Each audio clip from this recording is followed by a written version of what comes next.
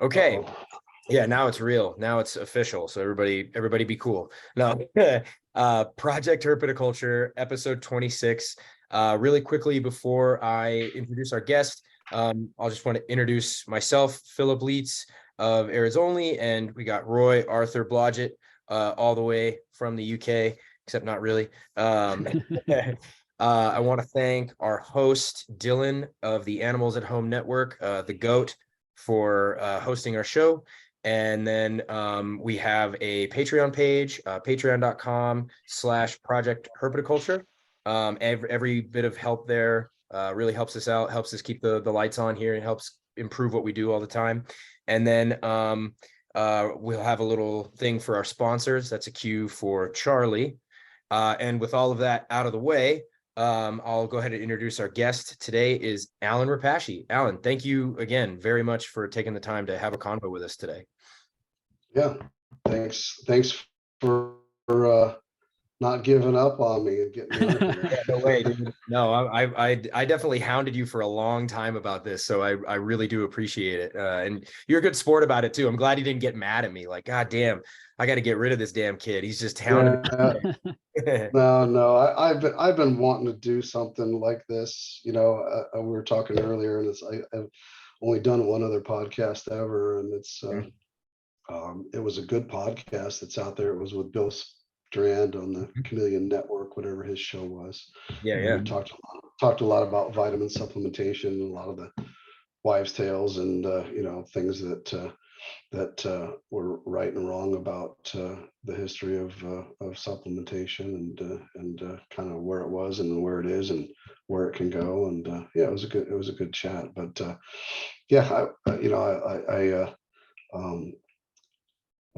as we said earlier, I guess it's like I'm a little bit reluctant to do podcasts because sometimes I'm known for not having much of a filter and saying stuff that saying stuff that people should hear, maybe not what they want to hear. So I worry about just saying the wrong thing with today's people aren't as hard-edged and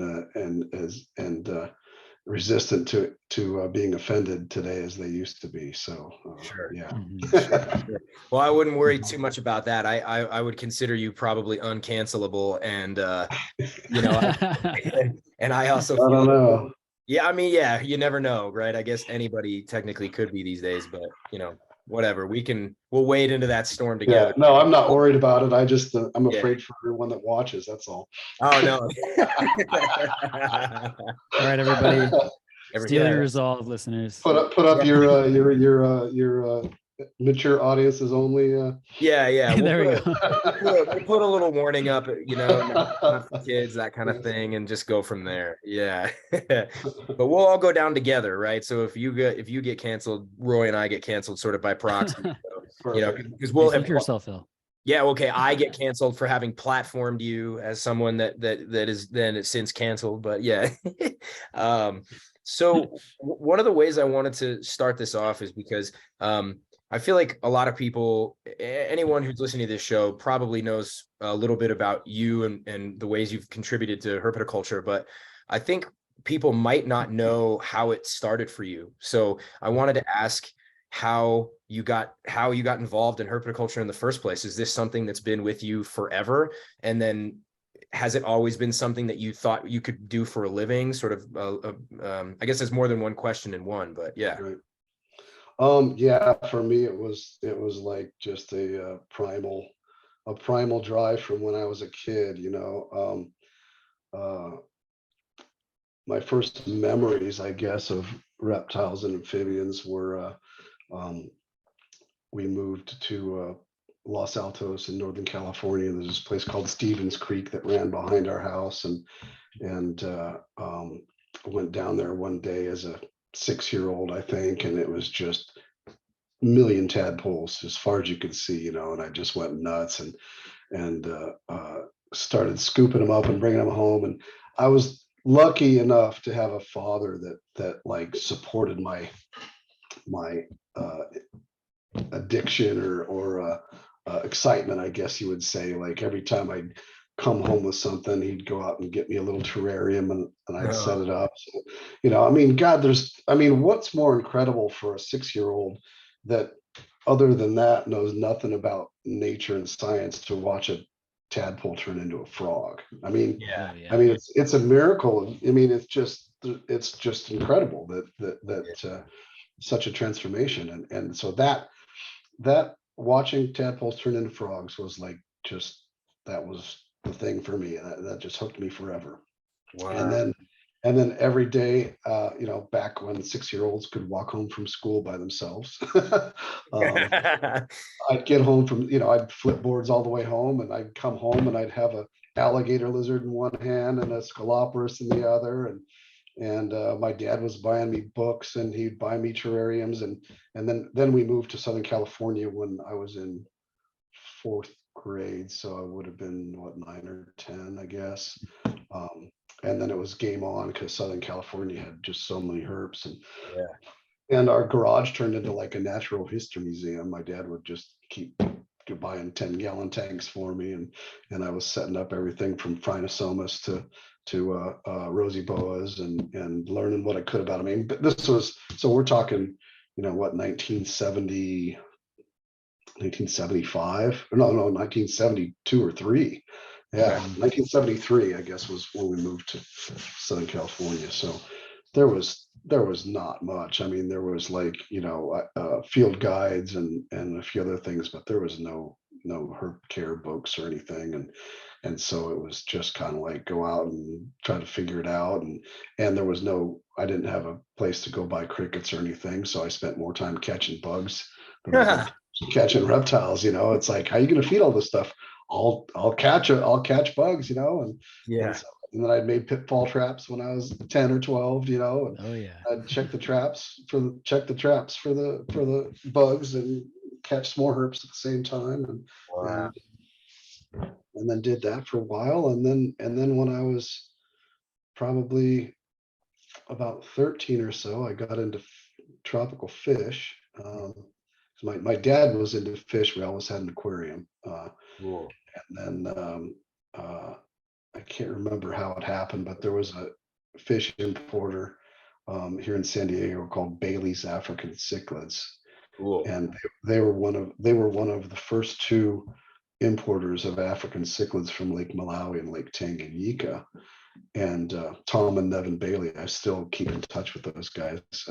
And my dad found them somewhere through the fish world, and next thing I know, I'm down there, and they let me help unpack shipments and do other stuff. And then my dad started buying me aquariums, and I started breeding Mbunas, like Pseudotropheus, and then from the Tanganyika, like the Julies and the Lamprologus. I don't know if all those names are still valid anymore, but I was, just because they were getting in fish that had never been in the hobby before, I was breeding some of the first spawns of a lot of these different fish, and started selling fish for, a couple dollars a piece for fry. And I was, making $100, couple $100 a month, selling fish fry, because I wasn't breeding any reptiles at the time. I was just trying to keep them alive.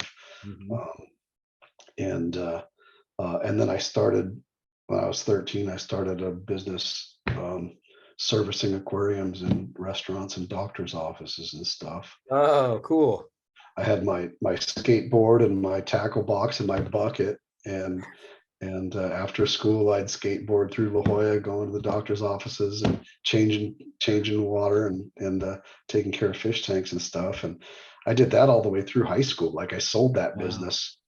I sold that business when I went to college. I Oh, was cool. like an 18-year-old kid making $1,500 a month in 1980. Right. Nice.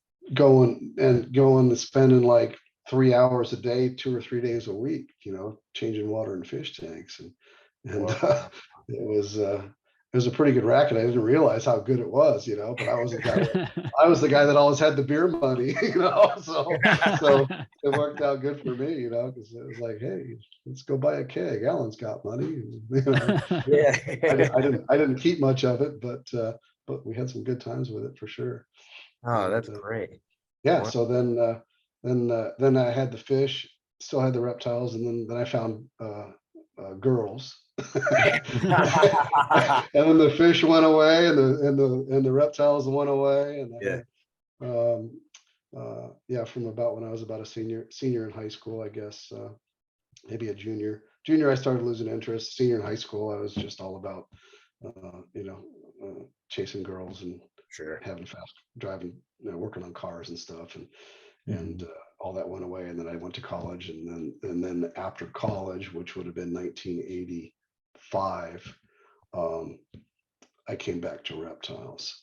I did manage to, in about probably about 1978 or 9, my dad took me down to a place called Pet Kingdom, which became Sports Arena Tropicals, it was Sports Arena Tropicals, and now it's Pet Kingdom, I think. And it still exists.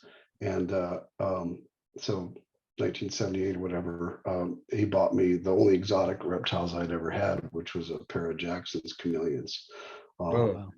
And we lived on Mount Soledad, near the ocean, and very good coastal fog, and cool, not too hot during the summer, and it never froze. And I took 4 screen doors and put them together and made a cage that we put in the backyard, and put a ficus in it and a few other things. And then one time I went out there, and there was a bunch of baby Jacksons out there, and I was like, oh my God, I didn't even know that they didn't lay eggs, and I'm like, no idea, and then it was like the saddest 2 or 3 weeks of my life, because I had no way to feed them. And I was literally putting them, I made little stands, and I put them out in the backyard next to a dog shit in the lawn. They could eat the flies that came for the dog shit. And I was trying to find fruit flies. And I mean, I was like, a teenager, and it was like, just, it was so awesome, but at the same time, it was so sad that I couldn't keep them going. And I'm like, man, there was nothing to read, nothing, no resources at the time. And so I kind of vowed someday I'm going to crack this nut and learn how to, take care of these things right. And that ended up being after college.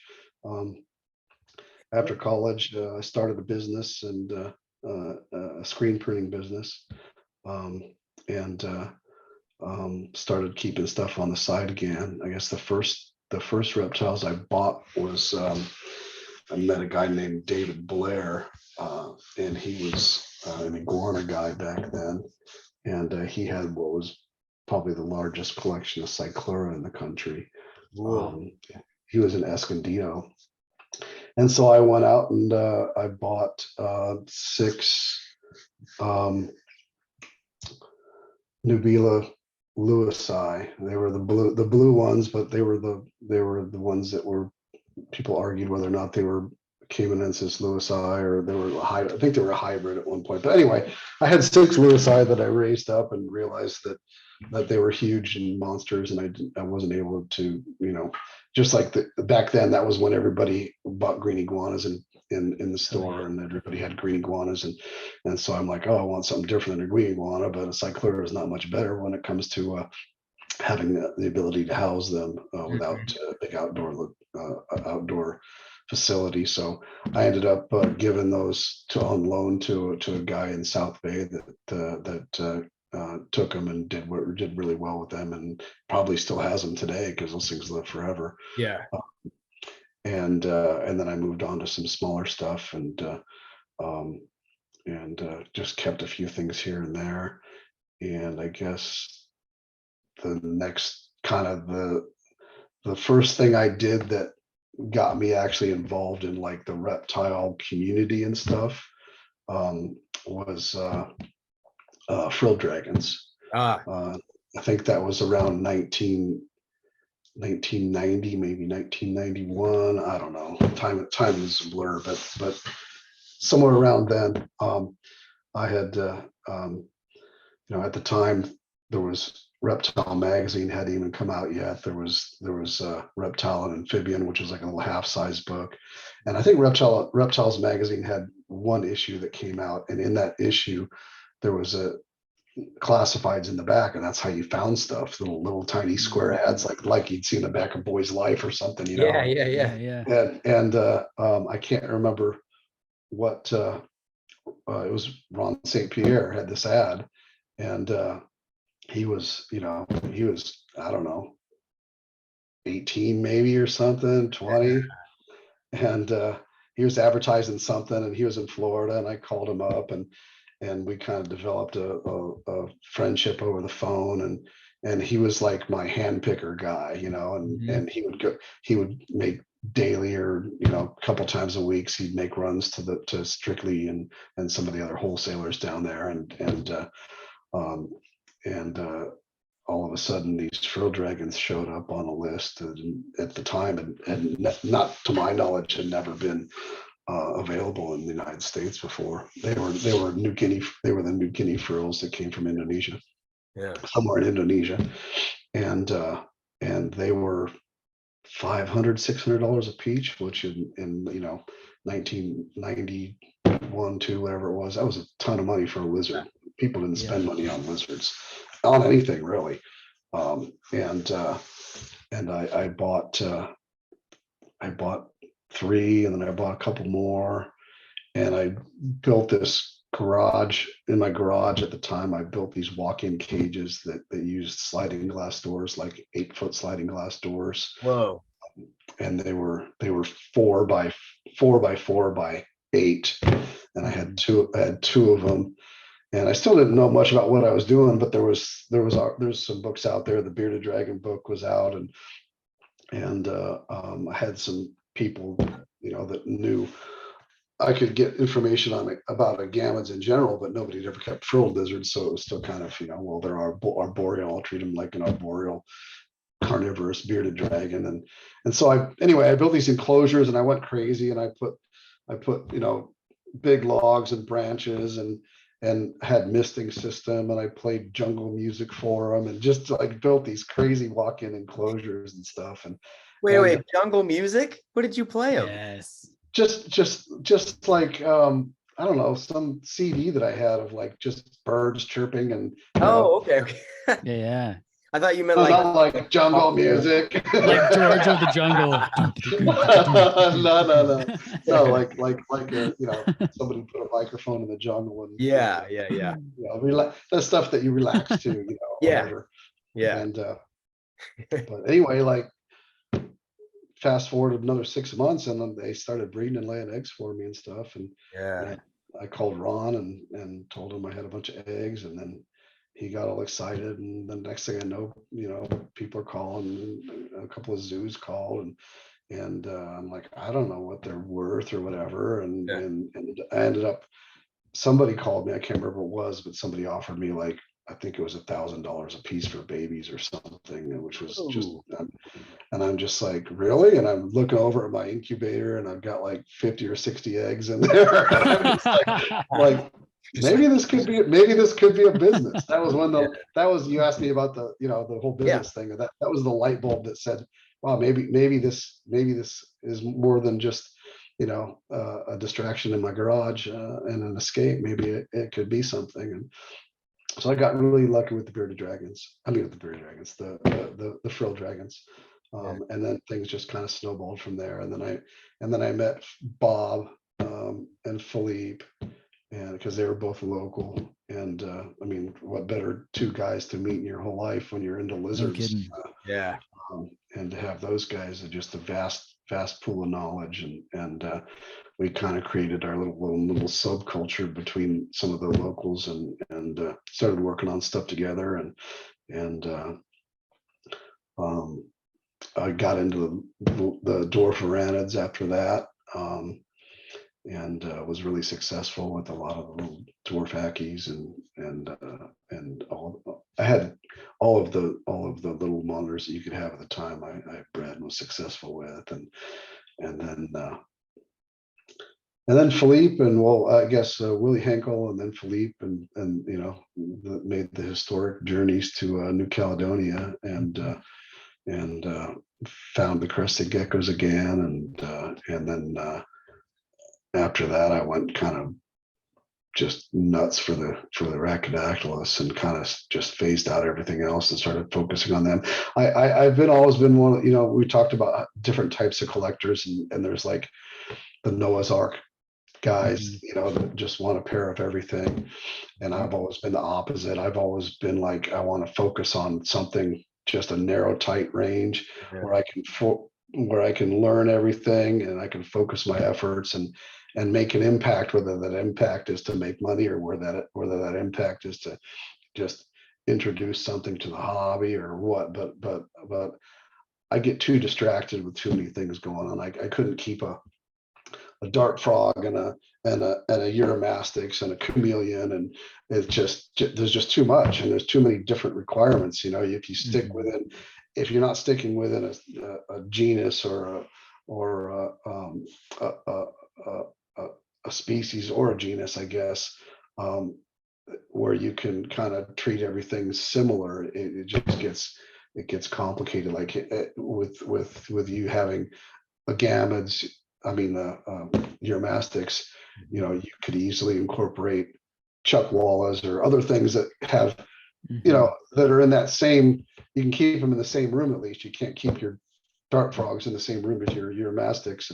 And so if you can focus that, but I was always just like a specialist. And so I just said, you know what, I'm just going to focus on Rhacodactylus. It was 6 species. They all lived a stone's throw from each other. They all had the same requirements, and they're all really cool and worth working with. And then I just kind of went crazy with those, and started producing the crested geckos. I think I was the first or second person to have crested gecko eggs. Wow. And then as soon as I realized how, and they were $5,000 back then. Wow. Yeah. Good God. Yeah. For the first pairs of crested geckos were $5,000. Wow. And then when I found out the fecundity of them, that they're not leopard geckos, but they weren't that far off. I was like, man, and just their general. The only thing that sucked about crested geckos, which has kind of been fixed by multi-generation domestication, I guess you would call it, was the tails. Right. None of the animals I got had tails. Every baby I got threw its tail before it was 10 grams. Yeah. And I was just like, man, this sucks, because it's like, why do you have a prehensile tail and you're so willing to throw it away? It's like, so weird. It was really weird. But I thought, I'm like, I looked at some of the histories of domestication, and I said, man, if I just start holding back the ones that keep their tail a week longer than the other one, and then his babies will keep their tail another month or whatever. And now it's, now the crested geckos don't really do that as much. Still can, but there's always things that set them off. Like I had a room that a cat got into. Cat got into the room, didn't touch anything. The lizard saw it, and I started hearing this noise. Oh, no. And then all of a sudden I saw a tail drop, and then all of a sudden 50 tails dropped in the room, and I'm just like, oh God, that's so stressful. Oh my God, it was just like, oh no. Yeah. I was like, oh God, this is gnarly. It's not just them bickering among themselves. It's just a general like, oh shit, there's a cat here. Look at my tail. It's not attached to me anymore. I'm out of here, and just dropped it. Yeah, just dropped it. Just like not crazy, not trying to get away, not anything. Just put their eyes on it. Yeah. Just freaked out. Yeah. God. Yeah. So we also talked with Ron on one of our earlier shows, and he mentioned you as someone who was like pretty inspirational and like changed a lot of the way he thinks about herpetoculture. And he mentioned coming out to visit you from Florida over to California. And I believe, if I'm not mistaken, he used the term "spoiled rich boy." Ron. Oh yeah. He was. Can confirm. Compared to how he was living at the time, it's not far off. Yeah. He was living a hard life. He lived, because I went to see him, Yeah. and I was like, God damn, I thought Compton was bad. And this was when Yeah. Compton was a Yeah. bad. Now Compton's a pretty nice place, but back then that was like kind of your example of like the worst gang town in the world. And Yeah. he was living in a little house in Miami with no air conditioning, just windows open and fans on, and a yard full of stuff.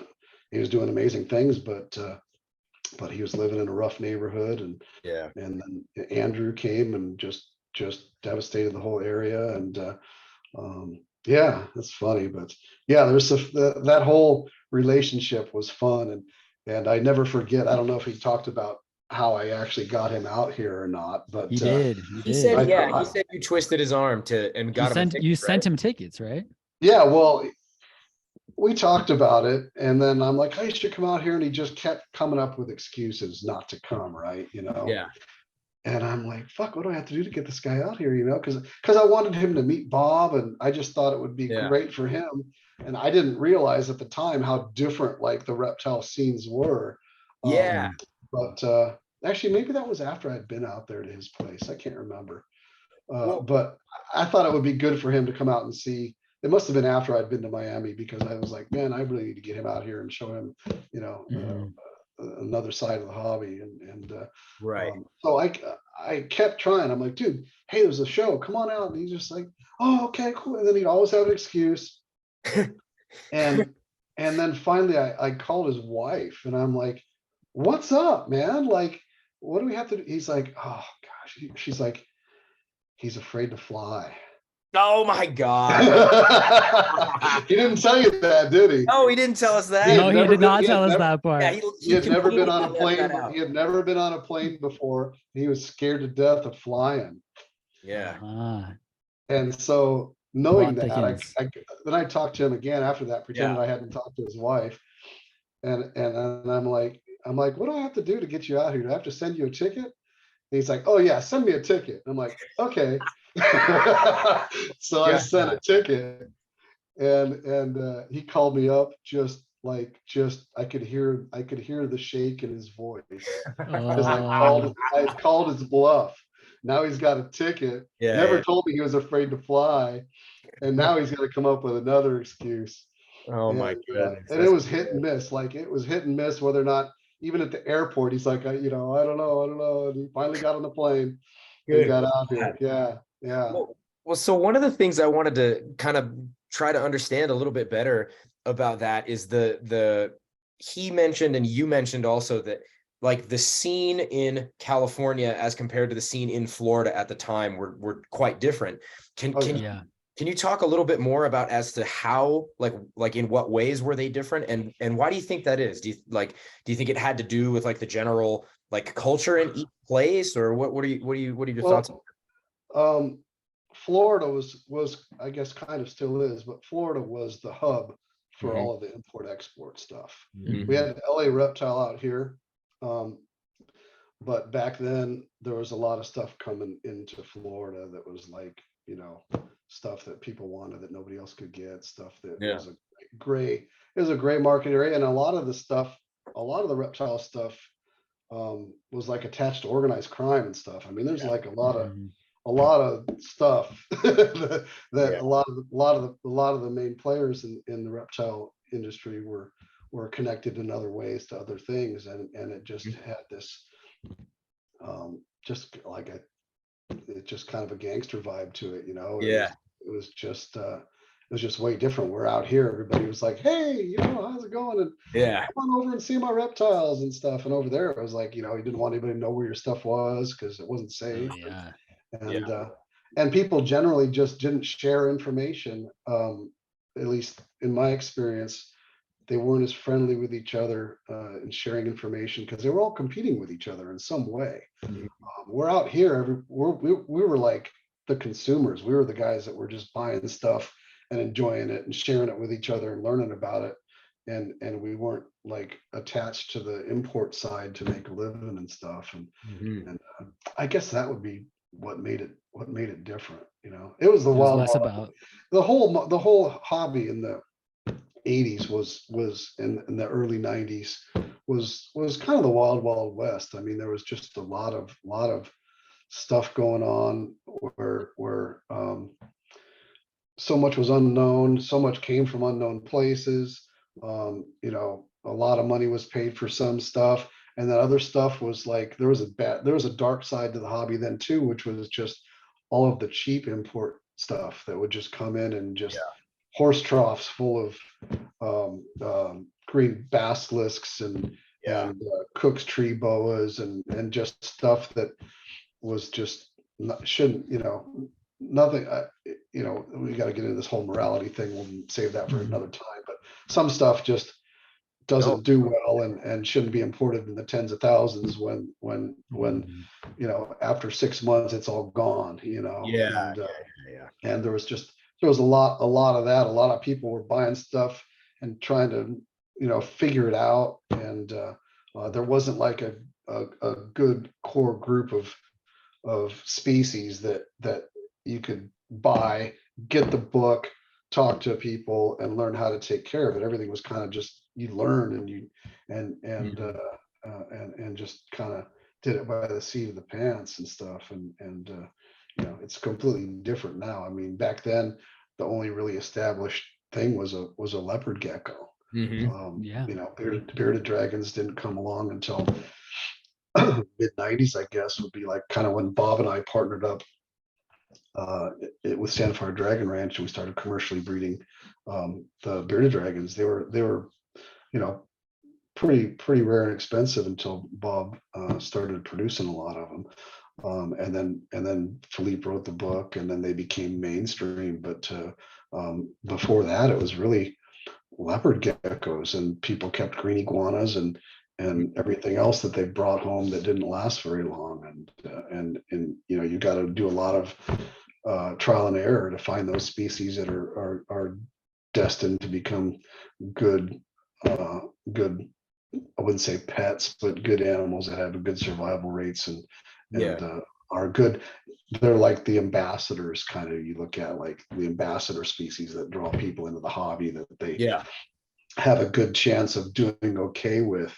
Because it's like, if your first experience with a reptile, which is 9 times out of 10 back then, your first experience with a reptile is you bring it home and kill it, right? You might be lost from the hobby forever. Sure. You know, I mean, we've already got other things going against us, like, you know, mommy, I want a pet lizard. And mommy says, oh, what does it eat? And they're like, oh, well, you got to come back every week and buy live crickets. And mommy says, well, let's go look at the fish. You know, I mean, there's a lot of barriers to getting an entry level hobbyist into reptiles. Right. So this might be just slightly off. Well, I mean, it's on topic, but it's just like we're a slight deviation. But what was when Bob wanted to take the bearded dragon to a commercial level, when you guys partnered to do that, what were some of the things that led you guys to that decision? And then secondarily, like, are they, when you guys were first getting them, were they different than they are now? I mean, obviously I know there's a million more mutations, but other than that, were they different then than they are today? Did they still have scales and everything? When I met Bob, he had been working with them for a while. They just weren't mainstream. He probably had, I don't know, maybe close to, I don't know, somewhere between 5 and 10 years into them before I met him, and things changed. The whole commercialization, I guess, or cranking up and producing them in large quantities, that came from me, not Bob. That came from I had a friend that was a buyer at Petco. Petco is a very small company. I think they probably had 50 stores at the time or something. And he was complaining about the same thing we were just talking about, like not having a selection of hardy animals to sell in the store and having to just buy wild caught import stuff that didn't track well for them, because they're motivated just as much as anybody sell animals that people are going to have success with, because they don't make their money from the live animals. They make their money from the enclosures, the food. I mean, feeders are a huge part of the revenue stream for the reptile business. And so he was complaining about not having, sources for good quality animals, and asked me like, hey, what can be captive produced? And so it actually started with White's tree frogs. That was the first thing that Bob and I did together, because White's tree frogs, you can gear up on a large scale very quickly, because one spawning of White's tree frogs can produce as many as 5,000 tadpoles. Whoa. Yeah. And so if you've got 30 or 40 breeding White's tree frogs, you got more tadpoles. If you know how to get them to reproduce, you've got more tadpoles than you could ever raise. And so he was like, oh, we could probably sell a dozen frogs a week in each store. And I just started crunching the numbers. I'm like, God, that's, and he's like, oh, we just bought out Pet Metro, and we're going to have 200 stores by next year. And I'm just like, wow, okay. Those are some pretty good numbers that make it worth like investing and trying to solve some of these problems. And so I went to Bob and I just said, what do we have to do to scale this up? He's like, well, it all revolves around making good tadpoles, but more importantly, it's around crickets, because a neonate White's tree frog eats 5 pinheads a day. When you're trying to raise 100,000 froglets, I mean, you got to have half a million pinheads a day, or week-old crickets a day. So we set about and built a big cricket room and started learning the cricket business while we were already breeding the frogs. He was already breeding the frogs. When we got together, he was raising.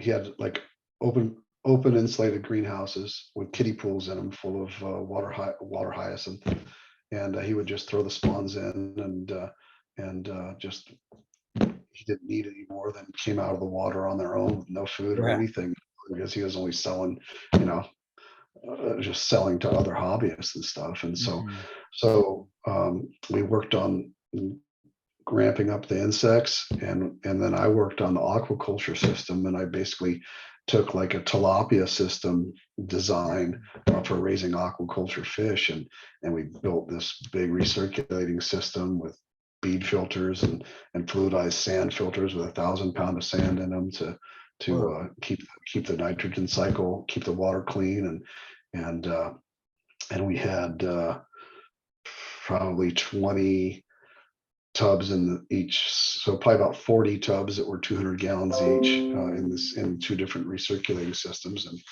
and we started cranking out the frogs, and about a year later we were selling frogs to Petco, and then they're like, what else can you do? And they're like, well, bearded dragons could work.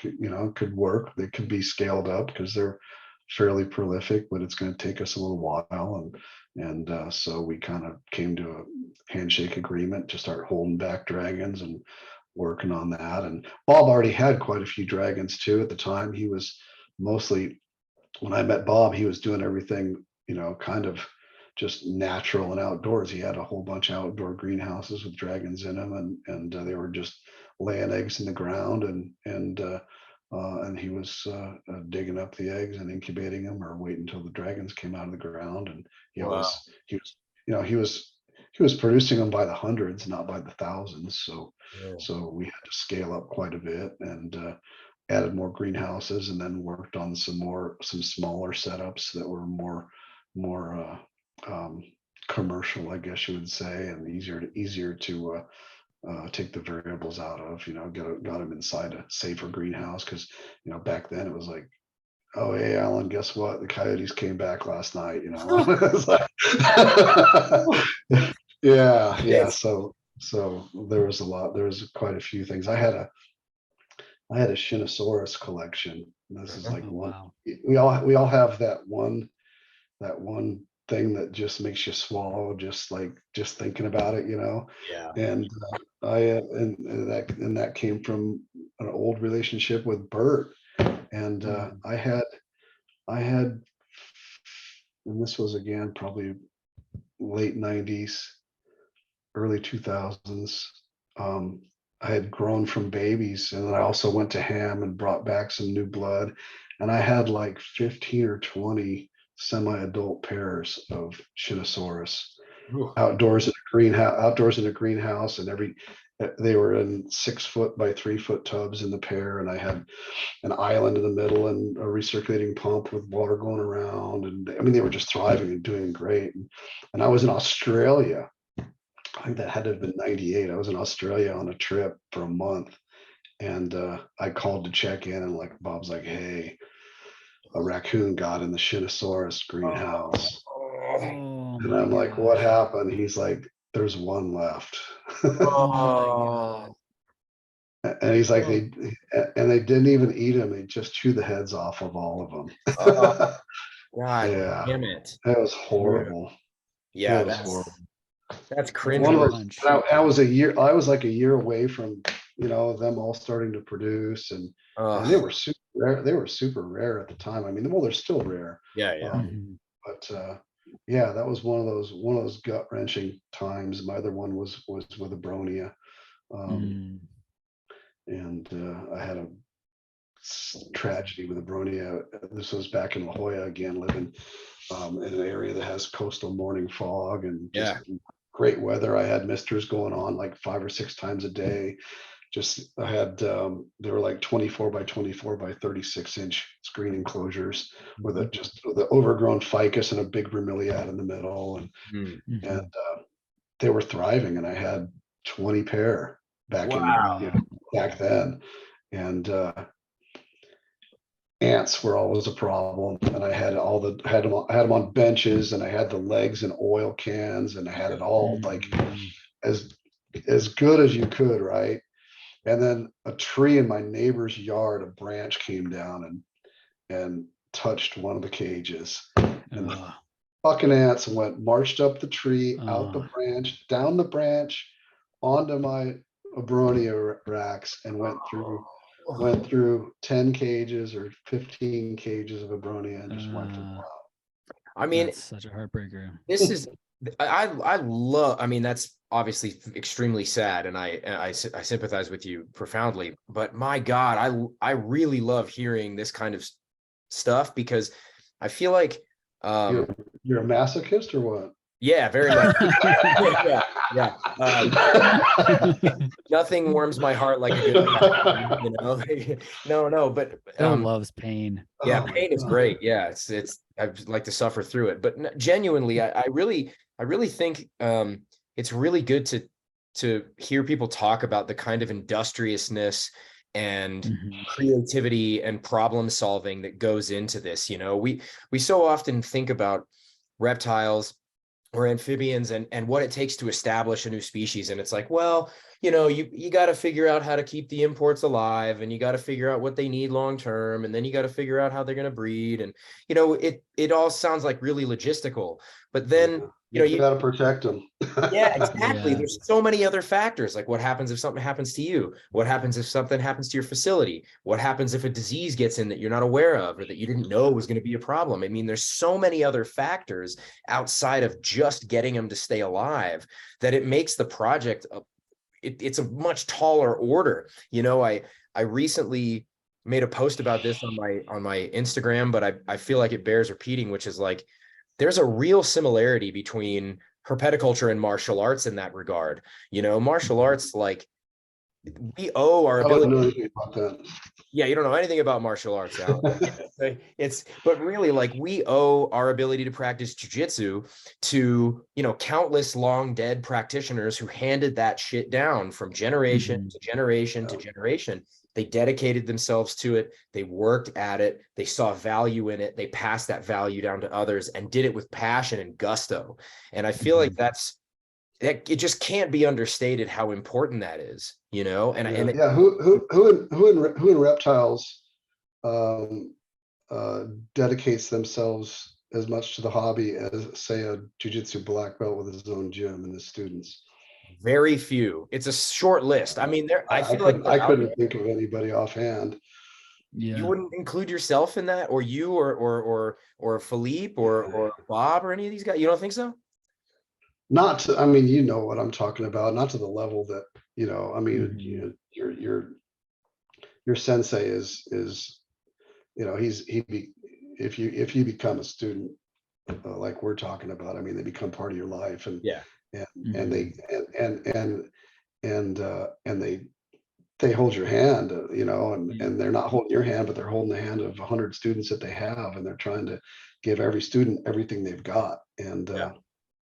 And I think that's something that'd be pretty hard to find in the rep. I mean, I wouldn't put myself into that category. I give what I can, and I love helping people and stuff, but it's not my life Mhm. to help people overcome their obstacles in herpetoculture. Sure. People have questions for me, I'll answer them. I'll be an open book, but your sensei chases after you to make sure that you're okay, Yeah. you know, True. That's true. Mhm. Yeah. Yeah, that's true. I mean, it definitely is different. But I feel like even thinking about it as sort of like a role model type situation where, like, okay, I've had enough good people in my life in terms of martial arts. I want to put that same work and effort, not just into my martial arts practice, but into my herpetocultural practice, and it's not easy to do, but damn, if that's not motivating to think about it that way. I feel like there's a pretty big change, or it feels like a change anyway. Maybe sometimes I second guess my own thinking on this stuff because I could just be ignorant of a whole mess of people out there doing cool stuff that I'm not aware of. But in general, I think that there is a pretty big sea change going on in herpetoculture right now, where there are a lot of people, a few of them we've talked to on this podcast, who are really incredibly creative and industrious in the way that you're describing that you and Philippe and Bob and other people were, Ron, at a long time ago, or at least seems like a long time ago. And there's a few people that I can think of off the top of my head now doing similar types of that's creative good. work, Yeah. um, but it definitely does feel like a little bit different. It sounds like if you wanted to be if you wanted to participate in the trade at all 30 years ago, 35 years ago, you had to be pretty damn creative. Whereas now, as you mentioned, Yeah, you Google and you look up any species that you could come across. There's going to be 100 different web pages that talk about it, and everybody's got their own opinion, though. But at least the information is there. I mean, that's one thing I really miss about back then, was that, like, if I wanted to learn about a species, um, that wasn't how you started at it. What you had to do is you had to find the person that was working that species, and then you had to sell yourself to that person before you could even get to talk to them about reptiles, because everything was in their head, and if they didn't want to talk to you, that's it. So you gotta find the people, you gotta develop a personal emotional relationship with them to learn what they have in their head, because it's not written down. And I miss that. It's like the reptile hobby, herpetoculture in general, is so much more than just keeping reptiles, right? Yeah. It's I mean, and for me, that part of it that I feel like is gone is that it was as much about relationships with people as with reptiles, because I made a lot of good friends. I mean, Ron and I have been friends for what, 40 years, 35 years or something. Legend. And give each other shit every time we see each other, but we have a lot of good memories, and a lot of other people from that era too. It's like, I remember, it's like, oh God, I remember when I met so and so. It was so cool because I sat down and had a beer with him, and he taught me about, whatever it was I was interested in, and I really valued that conversation, and it was really special. And you don't get that out of, like, discovering a web page, right? I mean, you can't. And the hobby in general, it's like, not just about people. The hobby for me is like, it's a gateway to so many different things. It's an introduction to science. I mean, Yeah. if you really want to learn, like frill dragons, for instance, it created this whole chain of things in my life. Like all of a sudden, Australia went from like a spot on the map to a place I wanted to learn about. You know, I wanted to learn about Australia.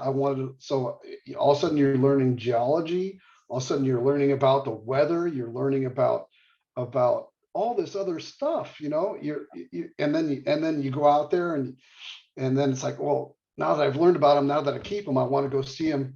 I want to go see them in Australia. And Yeah. so then I went to Australia, and so it's, you know, Australia was awesome, and I never would have been to Australia if it hadn't have been because of my frill dragons. And now Australia is one of the highlights of my life that I was able to go there. And so you've got all these other different things that come in, and then you've got the more practical things, like if you become a reptile hobbyist that is doing a lot, all of a sudden you're like, shit, I need to learn how to be an electrician, you know. Yeah. I need to learn how to do plumbing. Yeah. I need to learn like all these skills, because I can't afford to pay anybody to come in and wire my herp room, and I need to do it right or my house is going to burn down, right? Yeah. You know, Yeah. and then you start paying attention to the weather. You start just becoming more in tune with the whole world and nature and everything because of this little ambassador that's in your terrarium. I mean, there's nothing that makes somebody more a better introduction, you know, raising my kid. It's like you show a kid a dendrobates, a dart frog, Mhm. or a red-eyed tree frog. Like, wow, that's really cool. And then a certain percentage of those kids will be like, wow, where does it come from? You know, and then all of a sudden, well, it lives in the rainforest, and then you can transition into talking about the rainforest and how the rainforest is going away. And if we don't do something about the rainforest, we're not going to have these in nature. And all of a sudden the conversation about what's that cool frog turns into like an introduction to the tropical world, and it makes it important. It's like, oh wow, I don't want to see that beautiful frog be gone from our planet, you know. And it just every door that it opens, or every question that you answer about a reptile, can turn into like a journey somewhere else that's part of nature, you know. Yeah. Absolutely. That's so well said.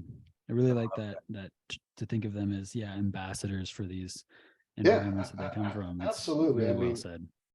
it's you know, if people didn't, you know, have exposure, I mean, um looking at a picture of something in a book is not the same as looking at it, or holding it. And you've got to make that, you know, Philippe always talks about just like the primal part of humans, and just something in you clicks, and either it clicks or it doesn't.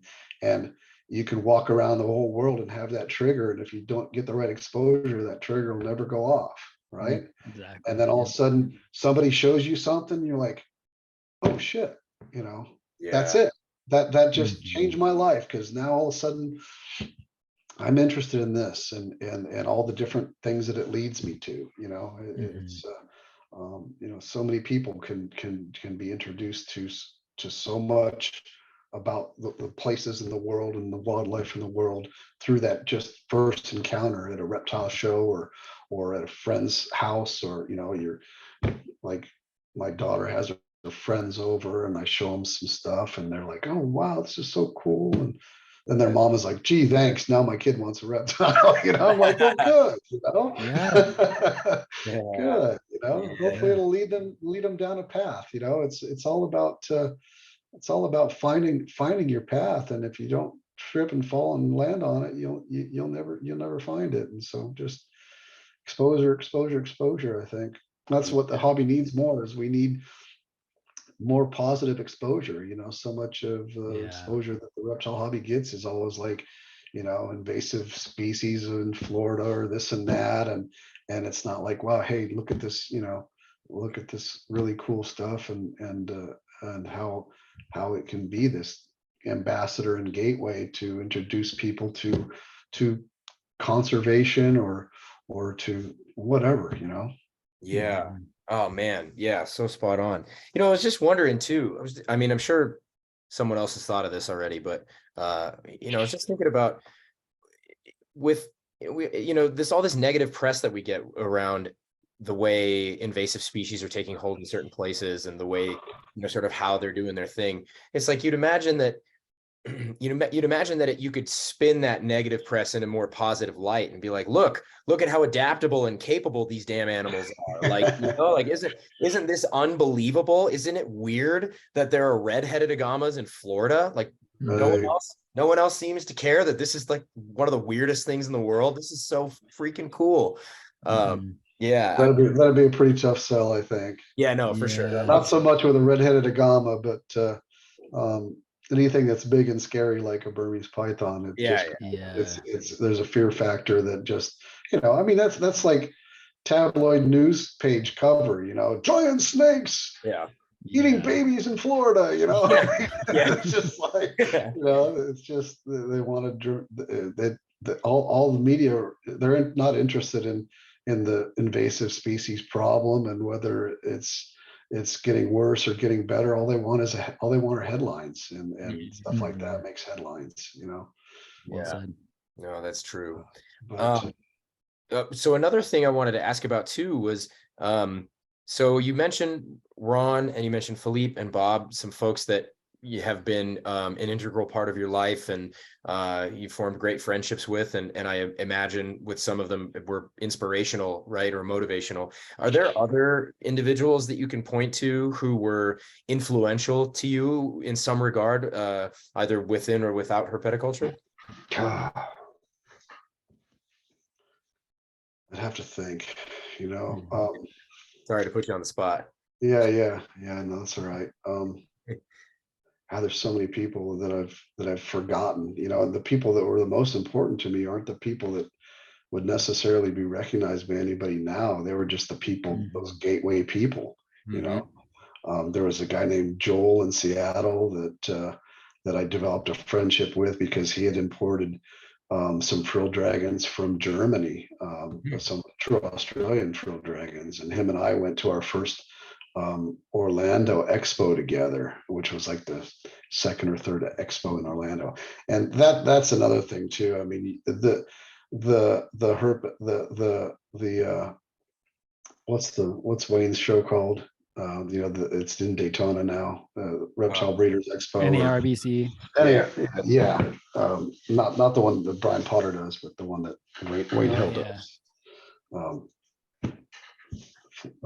I can't remember. Whatever it's called. It was the only one back then. It was really the only show, and once a year, and that kind of started off as a side gig at the IHS conference, and man, going to that was like going to Lollapalooza or something. I mean, it was like a pilgrimage to get to go there, and that's where you got to meet people and do things. And then there was another guy, Bob Prince, just a dude that worked at Strictly Reptile, and he would call me every time something cool came in, and kind of he was like he handpicked stuff, because buying stuff back in the day when you bought stuff from an importer, if you didn't have somebody there hand picking stuff for you, it was a crapshoot what you were going to get when you opened up your box. And to have somebody that had eyes on stuff and knew what you liked and was saying, he'd call me up and say, hey, next week this shipment's coming in from from this place, and there might be some stuff in there you want. I'll let you know when I open the boxes. And it was just like he was just a guy that worked in a reptile import place, which was the one that was getting all the good stuff. And he was also an awesome photographer. He's still around. I haven't talked to him in a while, but he was just like one of those guys that just when you ask me that question, it's like, who do I think of? It's not like a bunch of big name dudes. It's just the individuals that I had those kind of tight relationships with, and I miss that. And like, the whole thing. I mean, Roy, you were at Herpeton, right? I was, yeah. You were. And so that was Philippe had been talking about it for a long time. It's like, hey, we need to get like this camaraderie back that we're both longing for, like the face-to-face thing is just like, no matter how much you text or talk on over a computer or in a group or whatever it is, it's just so different than just having a drink with somebody and talking about reptiles and then finding out your other stuff you have in common and just making it personal. That's what's missing now, is just making it personal. As personal as it gets now is typically just FaceTime at a show, and so we tried to bring that back, and I think we did a pretty good job getting people together. And then COVID came, and we tried to do it again, and then COVID just kicked us right in the nuts, and we had to cancel at the last minute. And now I heard that you guys are going to take it over for us. Yeah, that's what. Yeah. Philippe kind of picked us with that. Philippe was kind of like, we need some new guys, and kind of gestured, and exactly. We were kind of like, oh, Philippe and I are like, oh yeah, we could. Sure. Well, I mean, look, he told me that you guys were all in. He said, we are. Yeah. I mean, to say we are in fact all in, for the record, just for the record, but, which is one of the reasons honestly, we haven't talked a lot about this stuff like on air or anything like that, just because we're still so damn wet behind the ears with this whole podcast scene, right? But we really, I think both of us feel quite strongly that even if we just keep making the show and keep growing a community, that's something we can generate something out of this, even if, we given enough time and given enough effort. I don't care if we have to find some kind of crazy method of fundraising. That's fine. But we probably like maybe 20 or 30 years, and people will find your podcast and start watching it. And... yeah, for sure. Well,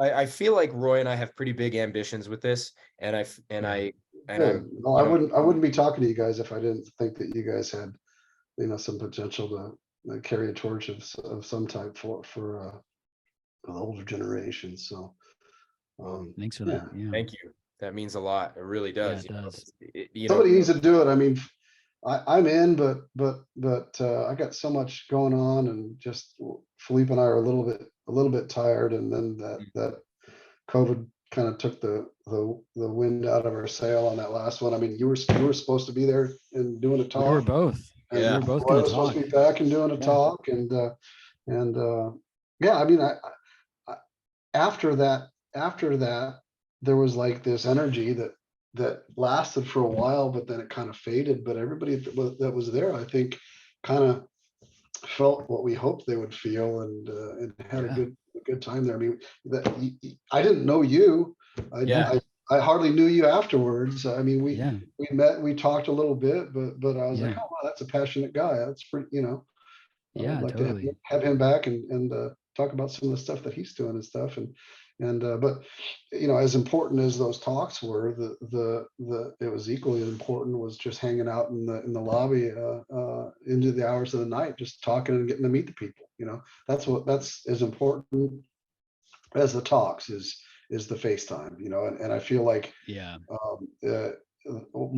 my agenda for the second Herpeton was actually less talks and more of that, because you guys, Roy probably remembers, I started getting a little bit stressed because people started going over and over on their talks, and all of a sudden we get to we've got 2 hours left, and we've got three-hour talks left, and my talk I purposely put it at the end of the day, and I couldn't even do it because some other guys had turned one talk into 2 talks, and I thought I went over everybody and said, I don't care how much time you need, just tell me how much it is so I can schedule it. Don't go over.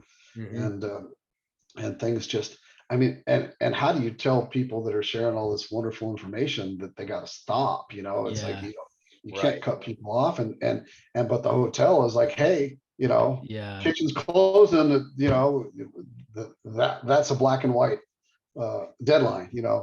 I'd bump the talks till midnight if I could, but when Yeah. when we got dinner coming and everything else, then we got to stop. And so I felt like we needed to space the talks out a little bit more, have a longer lunch, Mhm. and there was so much information in that weekend. I mean, it was awesome. That was amazing. But our solution was to add another day to it, but to spread it out a little bit more, so we get the same amount of information, but not on such a tight schedule. Mhm. Yeah. And yeah, And then COVID. I also had thoughts of kind of like going a little primal on it, because I recently bought some property in the desert in Ocotillo, which is where Mhm. it's a herp capital of the desert that time of year. A Yeah. lot of That's people, where we a lot all of went people. driving. Did you go driving? Yeah. Oh yeah. So that S2, that road is where my property is. Oh, Yeah. And we're building a house, and I'm putting up a big shop down there. I was like, why don't we do herpeton in the desert? Like, Yes. can't Yes, dude. like Burning Man style, like just everybody Yeah. rent an RV or bring a tent and just sit around a campfire and talk about shit, and kind of just, that was kind of an idea I had. Just make it less formal and just make it more of like an experience. And then you're right Yeah. there, you talk about stuff, and then everybody goes for a drive and goes and Yeah. finds stuff, come back and talk about it again. And so that's another idea I had, just to try to do something a little bit different. But Well, I love that. yeah, that sounds like the ticket, because then you're saving cost on venue, right? right, yeah. So, at least in theory. Oh, Or at well, least it's not we like don't know what his rate is yet, Phil. Well, I know. Well, he already No, no. I He would, already I said, would, like, I would, it's not about money. I mean, when I put on Herpeton in the beginning, I was like, this is going to cost me 10 or 20 grand. And I've got to decide before I decide to do it, whether or not I'm willing to just spend that, even if it doesn't go anywhere. Because you got to book the hotel, you got to book a block of rooms, you got to book the room, and Yeah. you're 15 or 20 grand in before anybody shows up. And I'm like, and we were getting nervous because everybody waited until the last minute to come, and I'm just like, oh, well, we'll see, and it ended up working out okay. I mean, it was a loss, but it was a projected loss, and an investment that I thought was well worthwhile, because I used it just as a write-off for Repashy, Yeah. as an expense, and that was better than placing advertisements in a magazine or doing something else. I felt like it was a more valuable contribution to the hobby than just going out and trying to advertise or something like that. So, but I didn't really advertise, Repashy during that thing or anything. I just looked at it as like, well, if people know that I'm the one that putting it on, then I'll get a little respect from a few people, and that'll be worth the investment, So Yeah. Oh man. Okay. So so you're in for that, huh? Like camp out in the desert and yeah. Oh I yeah. mean, that's have talks around a fire. Yeah. that's 100% my style. Yeah. Are you gonna bring? That's Are the you gonna bring? dream. Let me know when you got it all lined up. Okay. will do. Yeah. I'll rent you my property. Okay. Sounds Are you good. gonna rent? Are you gonna bring mats so you and I can roll around? Oh, Yeah, there we you could go. do that. The sand An is sand is added good. layer. Yeah. For those of you that think like we're not just rolling around because he likes to roll around with other men, but he and I both do jujitsu, so True. Yeah. But he does have a pretty mouth. Yeah.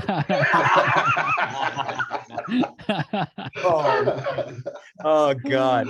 Yeah, no, I can see why you and Ron get along, man. Oh man. No, I don't let up on anybody. So yeah, no, don't ever let up, man. I'm here for it. I'm used to that. I'm used to in jujitsu, people talk to each other like you're talking to your worst enemy. right. Oh, yeah. It's just I know it's so much fun. I love that. Just that that ball busting culture, Nobody is safe. Yeah. nobody's safe. Yeah. Yeah. It's like if you're coming to the gym, you're gonna expect to hear some things that you don't think you even could hear in this day and age. It can get it can get ruthless, man. It is the ultimate safe space in the sense that you can just say anything, quite literally anything, and it just, oh man, it's unreal. No one seems to care. Yeah, Jesus. Okay, so I definitely have a few more things I want to ask, but I've been asking all the questions, so I want to at least like give Roy the opportunity to get a word in edgewise here because I dominate the convo. Oh no, man, this has been great. I think Yeah. you've been asking a lot of the same questions I've had, so Okay. it's great. But yeah, I mean, on the thread of Herpeton, I'm curious, like, you talk about missing this kind of more face-to-face interaction within herpetoculture, and I'm curious if there are other like broader themes within herpetoculture that you've seen change that you wish would be different, or if there are things emerging now within the hobby, within the trade, that are concerns, anything like that. Yeah. It seems like it's maybe it's all cyclical, right? And it seems like when you finally get to a point in a curve where you get to the bottom and then people start waking up and coming bringing stuff back up again. I feel like the hobby's kind of coming back up a little bit. Like the biggest thing that over the last 40 years that you see in the hobby is just the loss of diversification in collections, and this trend to go from keeping more species to just keeping morphs of the same species, and being more concerned with how many spots are here and what color the belly is and this and that of an animal. And to be honest, a lot of that stuff is stuff that I'm at fault for. I look back at my passion and my history through the hobby.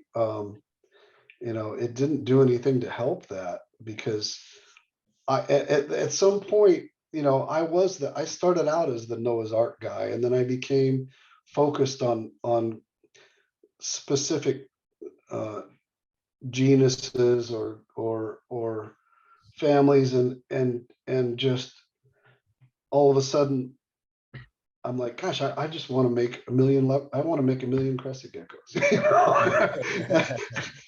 And then I asked myself why, and then I legitimize it by saying I want to introduce them to the hobby. But I'd be stupid if I didn't say it because I think I could make money doing that, right? I mean, you go from a certain point in your life, like I had a very successful contract screen printing business when I started breeding reptiles, and I was making a good living, had a good business, but I didn't like it. And I was like, how can I make the money that I'm making doing what I'm doing, but doing something I love, which is reptiles? And in order to do that, you have to make some hard choices, because you have to focus, you have to decide that you're gonna lose some passion. Like when I finally sold my gecko collection, I had 10,000 crested geckos, probably 2,000 gargoyle geckos, maybe 500 lechianas, a couple hundred chahua. It was a ton of animals. A ton of animals. And at some point along the way, it became, when I finally sold my day job business and decided to make a living at reptiles, all of a sudden I had, I couldn't have the ups and downs. I had to focus on it and make it work because I had employees, I had everything. And you just go from this mentality to just all of a sudden the passion goes away and it just becomes another business. And I lost the passion, and I felt like I was going to a chicken farm. after a certain point, you know, Mhm. and I didn't really, you know, I mean, so many crazy morphs and stuff of crested geckos came and went out of my place that went to Petco just because I got tired of looking at them all. You know, I used to be like, oh, I got to look at every animal I sell and make sure there's not something, you know, special in there. Mhm. And then it was like, oh, just put all the pretty ones aside for me that you see, you know, and I'll go through those, and just it just became not not fun anymore. And I did it to myself, you know, because I decided I wanted to make a living at it, and there wasn't really that much of a like a high-end breeder market. There was a little bit of Mhm. that, but for me, being you know, in a commercial printing business with, like, when I was 30, I had 30 employees, and we were printing 10 or 15,000 t-shirts a day in a factory, and Oof. that's where my head was. It was just like, Oh yeah. you know, production. I can do this with reptiles, and I can get out of this business and make it doing this business. And then you know, at the same time, the leopard geckos kind of went the same way with the morphs, and all of a sudden I was like, oh man, now I go to the reptile shows and it's bearded dragons and leopard geckos and crescent geckos and ball pythons, and it's like, well, 2 out of 4 of those are good percentage of the reason that turtle is like that is because of me, you know, Mhm. with Bob with the bearded dragons, and then me with the crescent geckos, or Bob and I with the bearded dragons, and so, you know, I'm a major reason that the hobby went that direction, and I feel almost like, you know, guilty or responsible for it. Mm. Uh, Interesting. and But now I can kind of see that, like you, Roy, you've Mhm. got a lot of the fringe stuff, and I see more Mhm. people interested in the fringe stuff, and the fringe stuff making a comeback. And I wouldn't say less interest in the morph stuff, but maybe more Mhm. people coming into the hobby and skipping over that. You Mhm. know, Yeah. like people that come into the, like people that guys like you Mhm. introduced to the hobby, that Mhm. didn't go to a reptile show and pick a bearded dragon or a leopard gecko or whatever, that their introduction to their hobby was from someone like you. And Mhm. those Mhm. that's the part of the hobby that I feel is missing, has been missing, that I'm partly responsible for. And then what I see kind of coming back when I look around and see what guys like you and other people are doing, some of the people you have on your podcast and stuff. Mhm. So, you know, where I hope to see it going is the direction that guys like you are taking it, and Mhm. it's you know, more passion driven. I mean, would I have been happy or successful if I didn't do what I did? Maybe I wouldn't have made it through the hobby, because I would have focused on my business and stuff. So I'm still here because of the hobby. And then the Mhm. hobby, I mean, you know, I shifted gears 15 years ago with this whole nutrition thing, um, Mhm. because of the commercial business that I had with Bob. You know, we were trying to raise, for instance, the White's tree frogs. When like you said, you've got um, thousands of hungry frogs that eat 5 crickets a day each, and Yeah. when a frog comes out of the water, and it's so our selling size for a White's tree frog was 1 inch. Mhm. That was the size we had to sell it. So if it came out of the water at 3/8 of an inch, it took us 2 months or 6 weeks to get it to an inch. If I could figure out the nutritional problems with the tadpoles, I can get them to come out of the water in an inch, or Mhm. 3/4 of an inch, and save a month's worth of feeding baby frogs, and not just feeding them, but cleaning them and everything else. So that was kind of like the light bulb that went off in my head, where I said, I know that I've been to Australia and I've seen White's tree frog tadpoles and little White's tree frogs with tails that are an inch long. Why aren't we doing that here? And Mhm. so I started looking at nutrition and figuring out how to better raise the tadpoles and get them out of the water bigger. And that actually was one of my first things, was the Soylent Green fish food that I have was actually a tadpole diet that I developed at Oh, Sandfire raising tadpoles, but you know, it wasn't marketable as how many people out there are raising tadpoles, but I was sending that off to people with other frog collections, and a couple of them were like, hey, it works great, but God, I put it in my fish tank and my fish went nuts for it. And I was like, Yeah. ooh, hey, you know, that's a marketable that's a marketable sector for fish food. And then same thing with the bearded dragons, the nutrition of just getting good clutches and raising good baby bearded dragons was about nutrition, and that's what I started working on the calcium plus, and that's how that product was developed. That was developed again at Sandfire, and then the Rhacodactylus diet. That was one of the key things that when I started working with the crested geckos was like, man, these things, they eat fruit, and if I can come up with a food that gives them all of the dietary needs to grow and be kept without the need for insects. I would never say that you shouldn't feed insects, but having an option as a entry-level hobbyist for a reptile that doesn't eat live insects, is a rare thing. And it's a market. It's again with my marketing stuff, but I was like, man, I mean, this is a whole new market of people. If I can produce a gecko that people can have and enjoy, and they don't have to rely on going back with mommy every day to get every week to get crickets, that it opens up the hobby to new people that otherwise wouldn't be able to keep something.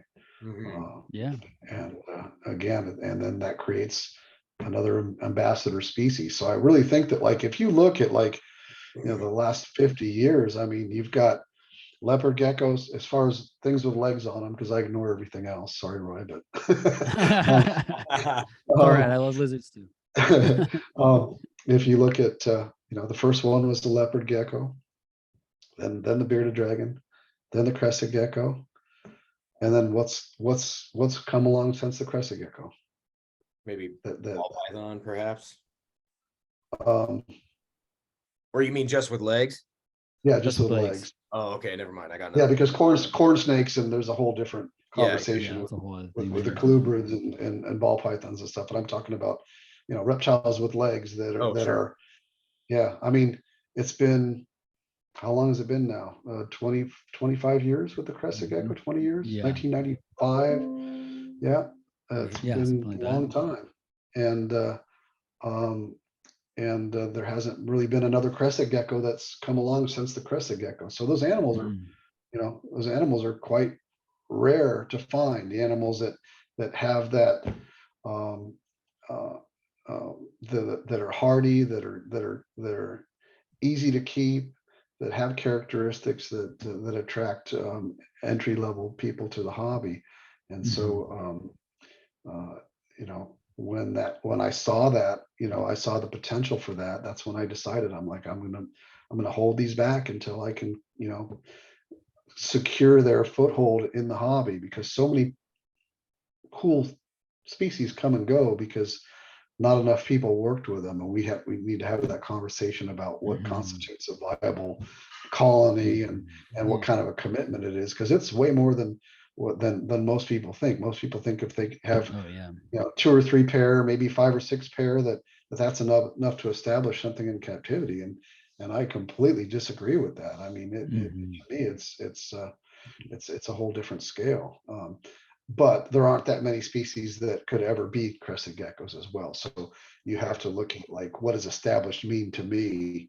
Does it mean establishing it as a staple in the pet trade, or does it mean just establishing it enough in the hobby so it doesn't go away? Because you get all these people, no matter what, all of us have played the pyramid game with reptiles. Maybe not Roy, because Roy's special, but most people get into an animal, I mean, not so much anymore, I guess, because there's not that much new. But back when I was doing it, you know, new things, new opportunities would come to work with species, and you'd work with them when they were expensive, and as soon as they became worth $50 or something, and then something else cool came along, you just shifted, you Mhm. know. You said, oh, well, I can switch to this new animal and breed it and establish it and make more money than if I continue working with this animal. And everybody else I've sold animals to, there's enough of them out there that it's established and I don't have to worry about it anymore. And then you move on to the next species and you do the same thing. And then you move on to the next species. Then you look back and the ones that you started with are gone from the hobby. It's Yeah. like, Yeah. shit, that wasn't enough. You know, I thought it was, Yeah. but I was too greedy because I wanted to stay at the top of the pyramid and work with the next newest and coolest stuff, when what we need are people that make, you know, commitments Yeah. to, I mean, like what Phil's doing with the Uromastics. It's like he's Oh, yeah. focused. I don't see him straying far from what he's doing.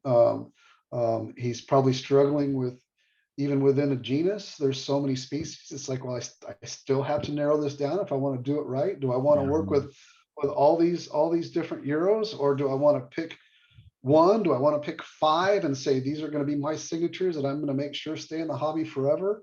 Or do I care? You know, it's like there's a lot of questions to ask yourself about what, because I looked at it, and I think Phil and I had this conversation off camera months ago, Yeah. but sometimes you have to look at establishing a species is like, you almost have to take it on as a responsibility, and you have to treat it like, as long as I live, I'm going to make sure these animals don't disappear.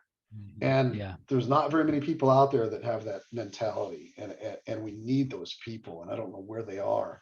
But even if you do everything else, there should be, you know, some kind of a collective of people that just say, I'm gonna keep working on this no matter what I do. And someone, you know, just be like the godfather of a species and just make sure it doesn't go away. Because I mean, we can all see the import stuff is drying up. And then, I mean, we've got turmoil in the world. I mean, we've got war, we've got other things that other than just deforestation and stuff. Now we've got places where you can't go because someone's going to shoot you in the head. You know, I mean, there's a lot of cool stuff that comes from Eastern Europe and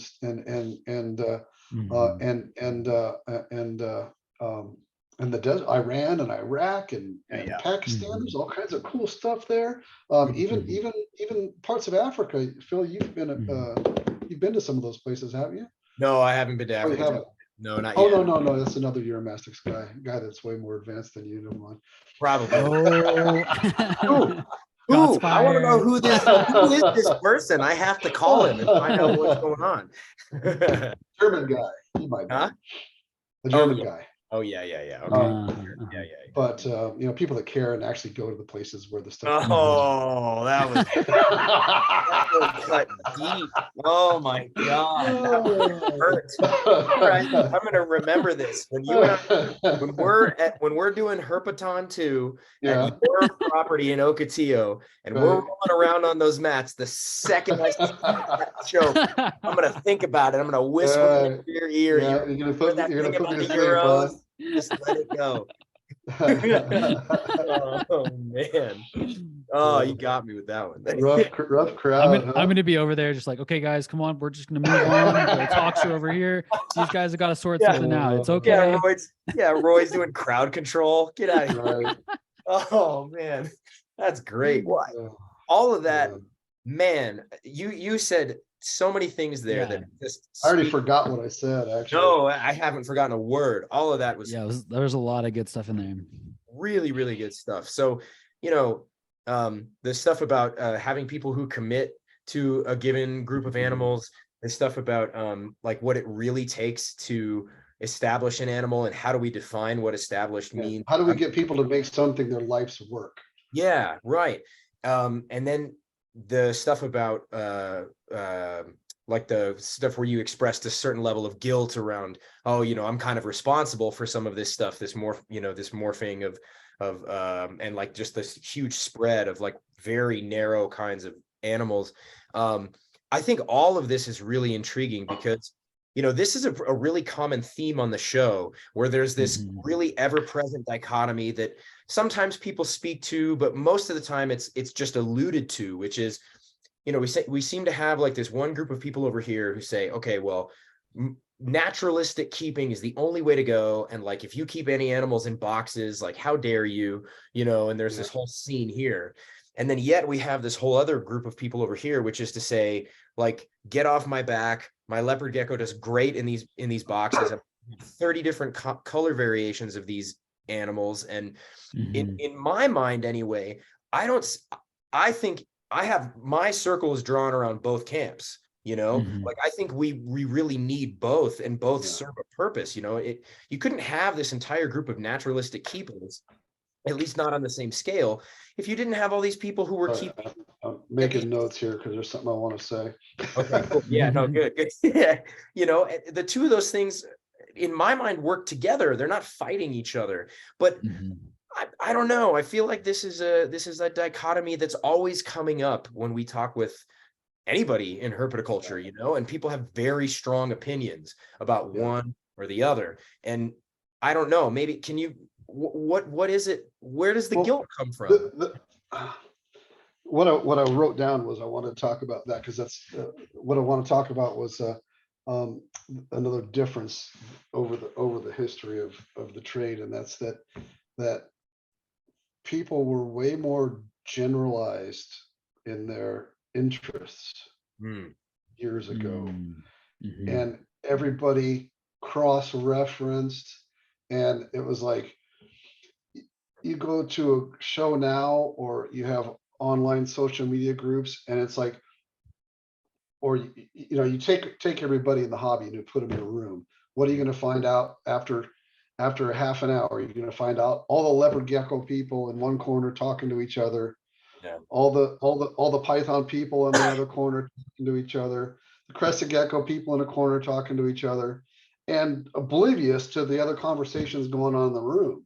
And that was one of our goals with Herpeton, was to get all those people to get out of their little cliques and talk to each other again.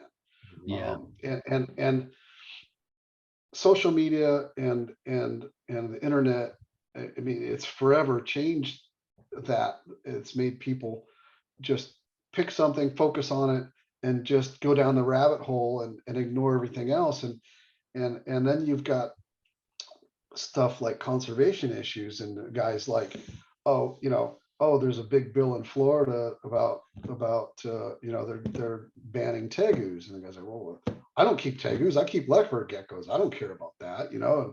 It's like, well, hey, it's like, no, that's not the way it works, because they divide and conquer, and eventually they'll get to you, and the unity we need the unity as a group, in order to protect all those little groups, because right now it's divide and conquer, and they're looking at the easy targets, and the groups that have been divided are not standing up for the other groups, and that's not a good trend, and back in the day, and let me just say that in the old days, everybody had a lot more cross interests, and you were way more willing to talk and learn about something else, because maybe that guy that has a leopard gecko would really dig to have a ball python or a Shinosaurus or a Carusia, or just anything odd. But if it doesn't, if they're staying their little clique, they don't get exposed to it, and if they go to the show, and all people at the shows have 90% of the people at the shows are just selling, the big 5 or the big 10 or whatever. They don't get the exposure. The import stuff is not the way it used to be. So it's just, the cliques are getting worse and worse, and I don't know how to fix that. You guys see that? Do you understand? Oh yeah.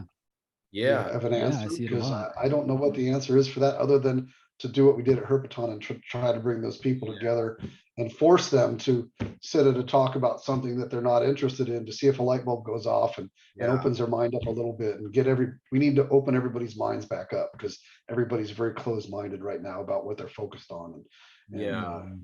It, it's not a good trend. it seems to resemble like other intellectual disciplines where people tend to be split based on their particular field of study, right? It's like, and again, obviously I'm not comparing what we do to people studying medicine, but in medicine you have these dichotomies too. You have, there's like a base foundation that they all share, but then you have oncologists, you have pediatricians, you have OBGYNs, you have all these people who are focused on so many various highly specific niche industries, and that's not even to mention plastic surgeons, right? I mean, that's a huge diversity of things. But like my two, okay, so I think, first of all, I think I agree with you that having something like Herpeton or other avenues through which you can expose other people to other things is obviously a big part of it. But something that Roy and I have talked about before, which is how could we structure something where there's like a foundational educational structure in place, where it's like, you come to a place to learn herpetoculture as a discipline, as a field of study, not just, obviously we have zoology and all the sort of subdivisions of that, and that's great, but somewhere specifically for herpetoculture, right? And where you're teaching people sort of the basic foundations of animal welfare and basic concepts around lighting, basic concepts around food, basic concepts around animal anatomy and well-being, and like just general physiology, and then go crazy, dude. It's like, look, we need somebody for Xenogama, we need somebody for Abronia, we need somebody for Polycris, and and then on top of that, you'd have an education system that didn't just look like how to do it, but also looked at ways of how to think about it. So we'd have, there'd be courses that have something to do with like, why is herpetoculture important and why you should care. Courses that have to do with like, when you're I'm actually getting a little bit off now, kind of. Well, I have some thoughts. Go.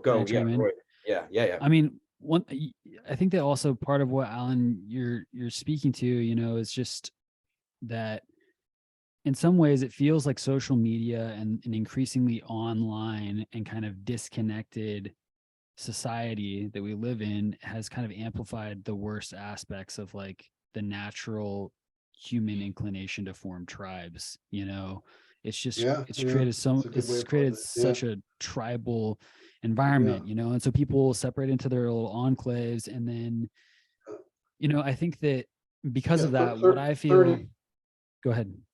Say 30 years ago, the tribe was just reptile keepers. Exactly. It was a small group, and that was the tribe. Now the tribe is split up into all these little sub tribes that are focused on, these little niches, and some of those tribes today, the tribe, like the crested gecko tribe or the bearded dragon tribe, they're bigger than the whole reptile hobby was in totality.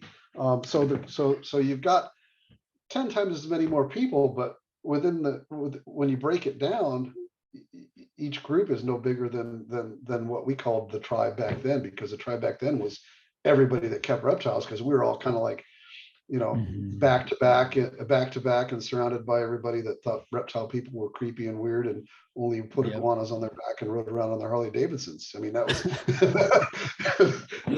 that was the hobby has come a long way as far as being more generally accepted by the public. Because if you're a reptile person in the 70s, you were like freaky dude. You were like a fringe, like, oh, is that what you started doing when you got out of prison? Or after like, you said yes, normal people didn't keep reptiles. That was was kind of the way it was. But now it's definitely benefited in the fact that it's become more mainstream and acceptable, for sure. But again, I think that like part of what you said, you mentioned Herpeton is like, okay, what is the antidote to this issue, right? Of us being so decentralized and so disconnected from one another. And I think that, that was my immediate experience at Herpeton, was showing up there. And I showed up to Herpeton right on the heels. I was like 3 months back into keeping reptiles after not keeping them for a decade. How many people did you know? None. I didn't know None. anyone. I knew That's who exactly you were. I knew who Philippe was. Of course, I knew who a lot of the people were, right, but right, I didn't have a single friend there or anything. And I right. walked in and immediately I'm standing there talking to Forrest Fanning, may he rest in peace, and Yeah, yeah. Craig Durbin about Parsons chameleons. And like, I don't know, I'm talking to like the guy about Parsons Right. chameleons, and we're just Yeah. talking. And he's like, what do you keep? And I'm like, oh, I keep these weird puffing snakes. And immediately there was that feeling of like, oh yeah, we've all got stuff to learn from each other here.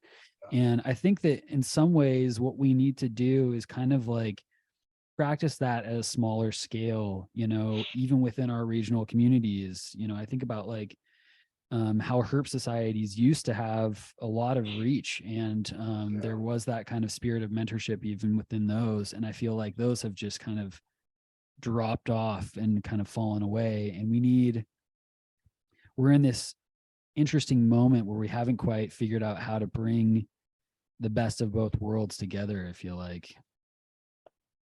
But we need more of actually sitting in the same room and talking to each other and getting to know each other as individuals. Cross Sure. training. Yeah. Yeah. Yes. No, that's it. We need some jujitsu guys studying Aikido. Yeah, it's like when the karate guy comes into the gym, and you got a jujitsu guy and a judo guy and a kung fu guy, Yep. and you think you're all going to hate each other, and then you learn from each other, and you're like, wow, I took away some cool things that I didn't know existed, and I can, it's the old Bruce Lee thing, it's like, Oh, yeah. just take it all in and use what works for you and throw away the rest, and and move on. And right now everybody's just, they're not taking it all in. They're just taking in what's they're and so much today is like, like, I mean, we need to get on, like, with me and Ron together on one of these podcasts. I'd love that. It'd be pretty ugly, but I mean, we disrespect each other, and we'll cuss each other out, and we'll make fun of each other and just give each other shit, but we love each other, right? Oh, yeah. And now you try to talk to somebody like that, and they're like, oh my God, you've offended me, and you can't talk to me like that. And like, I'm just like being me, and just, I'm just trying to poke the snake and see what happens, because that's what's fun. Like, yeah. I don't want to get in an argument with you because I don't like you. I get in an argument with you because I like arguments. It's like,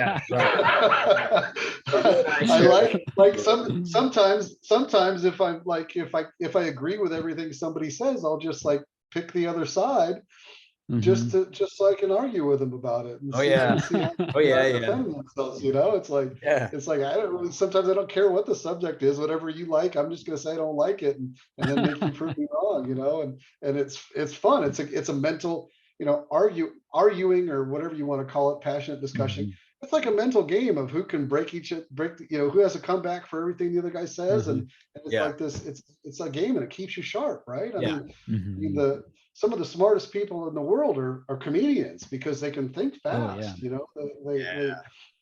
They have quick wits, and quick minds are usually, worn by smart people. Well, and when you take the negative perspective on any given topic, it's a really, really fast way of finding flaws in a foundation, right? So, like it's so easy to, this is one of the reasons that I like when people have like maybe a more cynical view of herpetoculture, is because like, that's the fastest way to find leaks in the hull. It's like, okay, if somebody can point to this thing and say, this is a problem, and it's inherent in the way herpetoculture works, it's like, okay, let's address that and take care of that now. Yeah, I need an answer for that. Exactly. It's like martial arts. If nobody tests you and breaks down what you have to say, then when you really need to have the answers, you don't have them. But if you have this play arguing, or whatever you want to call it, where you're just testing each other's wits and stuff, and I feel like now it's like, I can have those arguments with old friends and stuff where I can offend them on purpose, Mhm. and the conversation doesn't end right then and there. Right now, like a lot of times you offend somebody and just that's it. They don't want to engage with you anymore. The conversation is over. It's like, hey man, I'm just picking on you a little bit to see how much you believe in what you're saying and what your comeback is going to be. Yeah. And I want to catch you off guard. I want to back you into a corner. I want to see what you're made out of. You don't know what someone's made out of until you back them into a corner, right?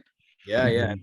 I think I think part of the problem is because you're a wrestler, man. When if someone keeps hitting you with a Kimura, you're like, oh fuck, I keep getting Kimura. Like maybe stop doing I whatever gotta have I bullshit gotta have is. an answer. I gotta have an answer for this. Yeah. Yeah, I gotta have an Mhm. answer, right? But like most people aren't testing themselves in that regard as often as say No. yourself or Roy offends me constantly. Like I mean, it just I mean just his outfit at the moment I I find Oh know. God. deeply offensive. Like I put a piece of tape. I put a piece of tape over Just his face. cover it over. Yeah, that's Yeah. yeah. here you go, guys. I'll just do you guys a solid here. Oh God. Oh, that's funny. No, You could have just told me. I would have put the tape on my own webcam, man. you could just turn the camera off, bro. Yeah. No, Yeah. but They need to. I think that would be extremely fun to have a conversation with you and Ron on the show at the Oh same yeah. time. I think that'd be great. Because when we have these interviews with individuals of a similar generation isolated, that's fun and it's great, but there's something about when you're in conversation with someone who you've known for many, many years that just spawns more interesting discussion and more stuff to talk I about. don't know. My relationship with Ron might end the day that this podcast goes on there, though. Hey, Finds out I told everybody about his fear of flying. no, you can just pin him. You can pin him. We're gonna get a cease and desist letter from him for sure. Yeah. No, No, he started it, man. When he was like, "Oh yeah, Alan Repashy bought me a oh, that's ticket right. He to called me a rich, California, this spoiled little Yeah, rich boy." spoiled rich boy. Yeah, yeah. Fuck, La I'll get it Jolla. back. Oh God, that Yeah. guy. He's a national treasure. Protect him at all Him and I go costs. way. I go way back. I mean, he'll be the first to admit he's had his ups and downs, and Mhm. Yeah. I've talked to him, about a lot of things other than reptiles through the years, and I'm glad that he's, you know, doing well and kicking ass and enjoying himself again. Yeah. Um, he's a good guy for sure, and he's like me. It's hard to when someone says his name. It's not like, oh, he's okay. It's either, oh yeah, you love him or you hate him. I mean, Yeah. Mhm. and there's nothing wrong with that. Yeah. You just you can't worry about the haters, and you got to do you. And Mhm. if it's like if I was having a stale conversation with you guys, this would have been over a long time ago, but I'm still here. Yeah. What, Mhm. Jesus, what time is it? It's Yeah, we should check in on that. here it's 5:20, so we're creeping up on 2 hours of recording, and then we had 30 minutes of conversation before we started Yeah, recording. right. Yeah, So we it's 4:20 for me. We started at 2 and then probably 2:30, 3:30. Yeah, yeah, yeah. 2 hours. Yeah. So with that in mind, I obviously want to be respectful of your time. I want to be respectful Yeah. of the boys. There's definitely at least two questions that I want to make sure we get out of the way that I'd like to ask before we wrap up. But Roy, is there anything you want to get out and throw out No, before? I think that you and I are on the same page. Okay, cool. So Okay. go for it. Yeah. Okay, cool. So the first of the two closing questions that I want to ask is, other than hosting Herpeton 2 with Roy and myself, what Helping you. I'm going to help you guys put it on. yeah, right, exactly. Yes. Yeah, right, exactly. So other than that, Yeah. what does the future look like for you at this point in your career? Because you've done so much stuff. which, some of the stuff would, we'll have to have you on again in the future, or have another conversation at some point if you'd be up for it, because, I obviously had questions about Repashy foods and how jujitsu's influenced your practice in herpetoculture. But what does the future look like for you for Repashy foods? What are some of the goals that you have at this point? And that. Excuse me. I'd say that like the business Repashy is pretty mature. Like I've developed a lot of products. I have a few more products that I want to branch out into. I want to start on.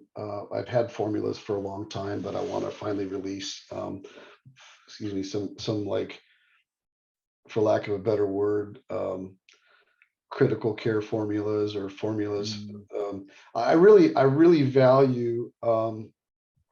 It's great that a lot of hobbyists buy and use my products, but the thing that I value the most is the zoos and institutions and veterinarians that I work with and that use my products, because hobbyists, a lot of times they'll use products because someone else says to use it, or it's what's for sale, or it's the cheapest or whatever. But when a zoo is using your products, or a veterinarian is using the products or recommending it, that carries a lot of weight, because that's someone that's researched and decided that my stuff is worthy. I can get lucky because my stuff is on a store and have people using my stuff faithfully because it works, but not because they've researched it and learned a lot about it. But when zoos call me, and I've worked with quite a few zoos, helping them, like they're like, hey, we've got these pangolins that we're trying to keep going, and we need, we've got this ingredient and that ingredient, but we need something that's gonna, like, we need someone to help us develop some stuff. And so that was with the San Antonio Zoo, and I worked with them helping develop some diets. That's a whole nother story, actually, which we should probably touch on, is black soldier fly larvae. Black soldier fly larva was something that I had found, I don't know what year it was, 15 or 20 years ago. I was doing some research, just looking for better, like another variety and another source of feeder insects. I came across some research done by a guy named Craig Shepard on black soldier fly larvae. And they were, it was at a university, and they were using black soldier fly larvae to recycle and reduce waste in poultry and pig farms. They were basically taking the shit and feeding it to the black soldier fly larvae. So they would get a ton of manure and run the fly larva through it, and it would convert it into 200 pounds of waste, which then could be composted and used as fertilizer. So and the byproduct of that was all these fly larvae as well, which he didn't care about at the time. He was just doing the math on how much they could economize on reducing the waste down to, breaking it down from a ton to 200 pounds, and then utilizing the waste as fertilizer, and like a recycling program for farms to reduce waste and benefit from the fertilizer and stuff. And one of the byproducts of this paper was that he had done all this nutritional research on the flies, just because it was part of his work. And the thing that, I was searching, like on Google, I was searching like insects, calcium ratio, phosphorus 2-to-1, just keywords, and all of a sudden, the black soldier fly started coming up in his papers were saying that after they had been feeding them this waste, that the calcium ratio or the calcium level of on dry matter basis was like around 2% in these soldier fly larvae, and it was less than 0.5% of phosphorus. I'm like, oh my God, that's like a perfect calcium to phosphorus ratio. It's a grub. This could be a great feeder insect. Yeah. And so these papers were maybe 3 or 4 years old. And so I got out my internet detective hat on and tried to find him through the publications, like, it said who he was, what university he was at. And I managed to track him down. And he was retired. I think he had just retired from the school. And I just said, hey, I just wanted to just ask you a few questions about this paper. Here's what I'm interested in, and the fact that these flies would just grow ravenously. I'm like, is there a way that these could be cultured and used as food and stuff? And he was really interested in my questions. He's like, wow, that's really interesting, because when I was younger, I used to raise mealworms as a little side business for a fishing bait. Yeah. And he's like, yeah, I never thought they'd even make good fish bait, right? Black soldier fly larva would be another option for fish bait too. And so him and I started talking, and then over like about a 2-year period, he set up a building on his property and started raising black soldier fly larvae and sending them to me. And I was testing them at Sandfire on bearded dragons, and I was testing them on crested geckos and everything else. And like everything was great. The only issue that we ever had was that sometimes they were passed whole. Like if the animal didn't chew them up, that they would just pass whole. But other than that, they were super well eaten.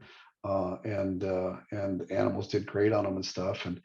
And so he ended up starting a business raising the black soldier fly larva, and that became Phoenix worms. So Craig Shepard was the owner of Phoenix worms.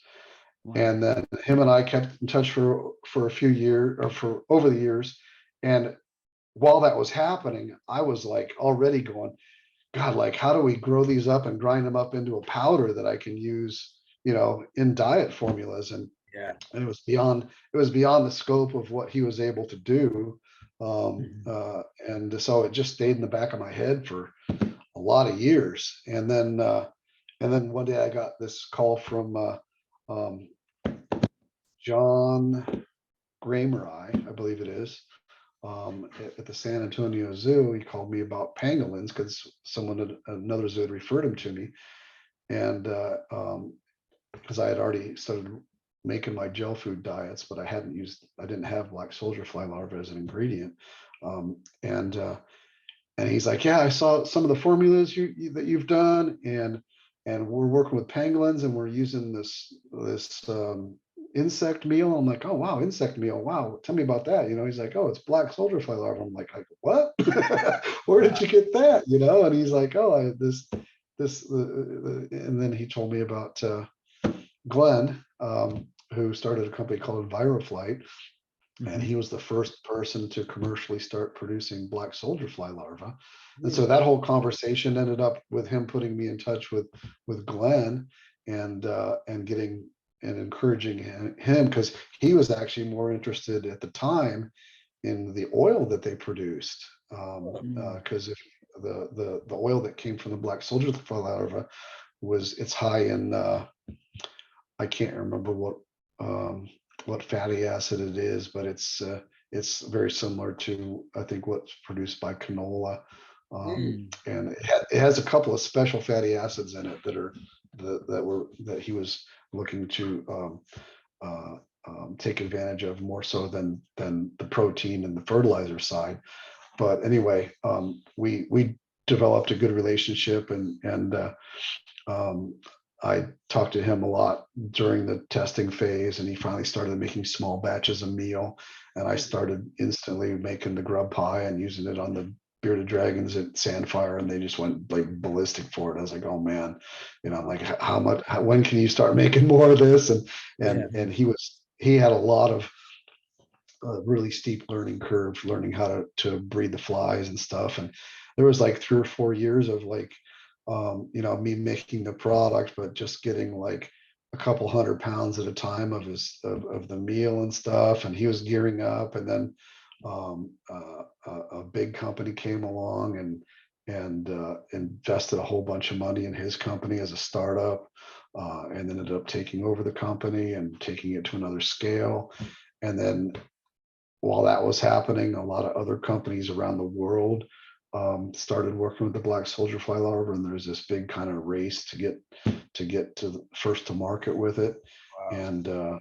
And then I was taking, literally for the first year or two, I was taking every single pound of meal that he could produce. Wow. And anyway, so it developed from phoenix worms into the black soldier fly larva meal, and I was the first person to ever commercially use it in an animal diet of any kind. And now it's become, 10 years later, it's become a pretty much a mainstream thing, and it's been approved by AFCO for poultry and pig, and the power of it. Like, if you look at just the sheer like the investment that it takes, space, energy, time wise, to produce protein and fat as fast as possible. I mean, you take 100,000 fly larvae, which weighs like a gram, and you can convert that into 500 pounds of larva in like 6 weeks. And you can't, that's like growing a cow to an adult in 6 weeks, as far as the amount of protein and usable food that you can produce. So there's nothing like black soldier fly larvae. There might be other insects out there, but nothing can grow as fast. I mean, it's like watching tadpoles grow. It's just like they just start tiny and they turn into something big in just a matter of weeks, and they do it eating shit, literally. I mean, and so he was raising them on dried. So that was another thing too. It was like, well, he was raising them on not thinking about what was going to happen, with the larva, as far as he wasn't planning on feeding them to anything important. But once you start looking into feeding stuff that goes into the human food chain, then you've got all these hurdles to go through, which was a huge thing for his company.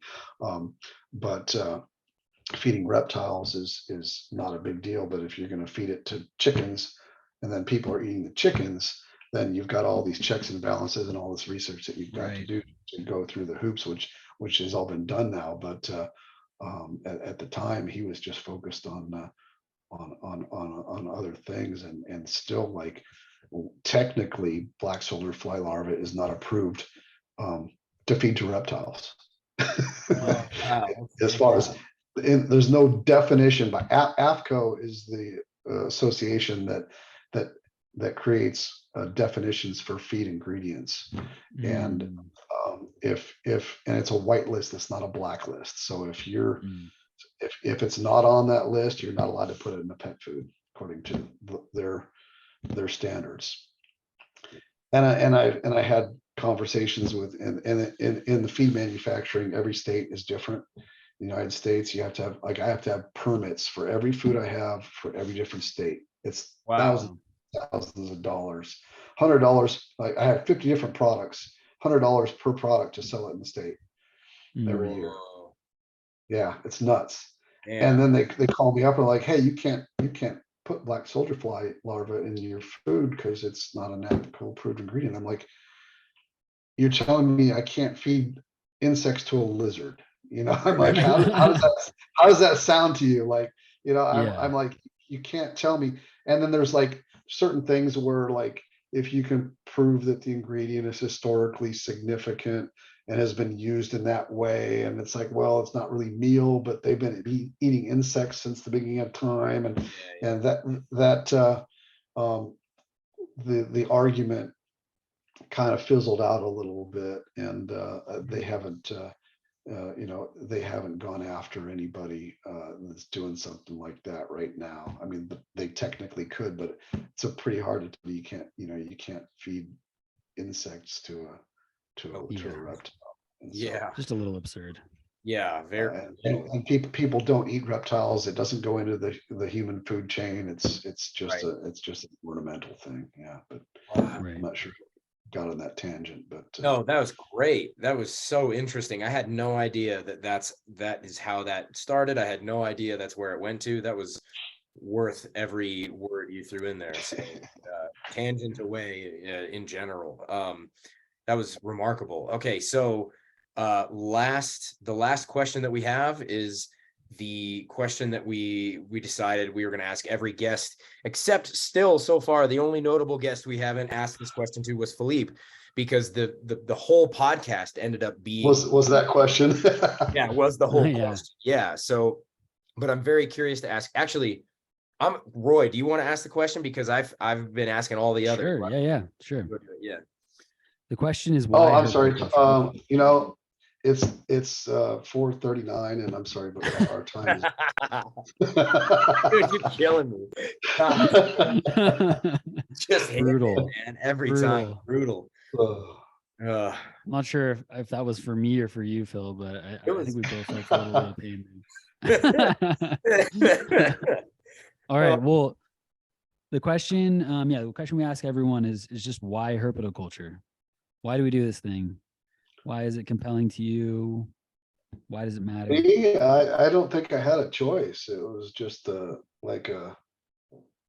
was just a trigger that went off in the back of my head, and I couldn't get rid of it, and it was just one of those things that, like, once I was exposed to, in my case, tadpoles in a creek, I could never get it out of my head, and I was just always driven that direction. And I think a lot of people, it's that way. It's like it's just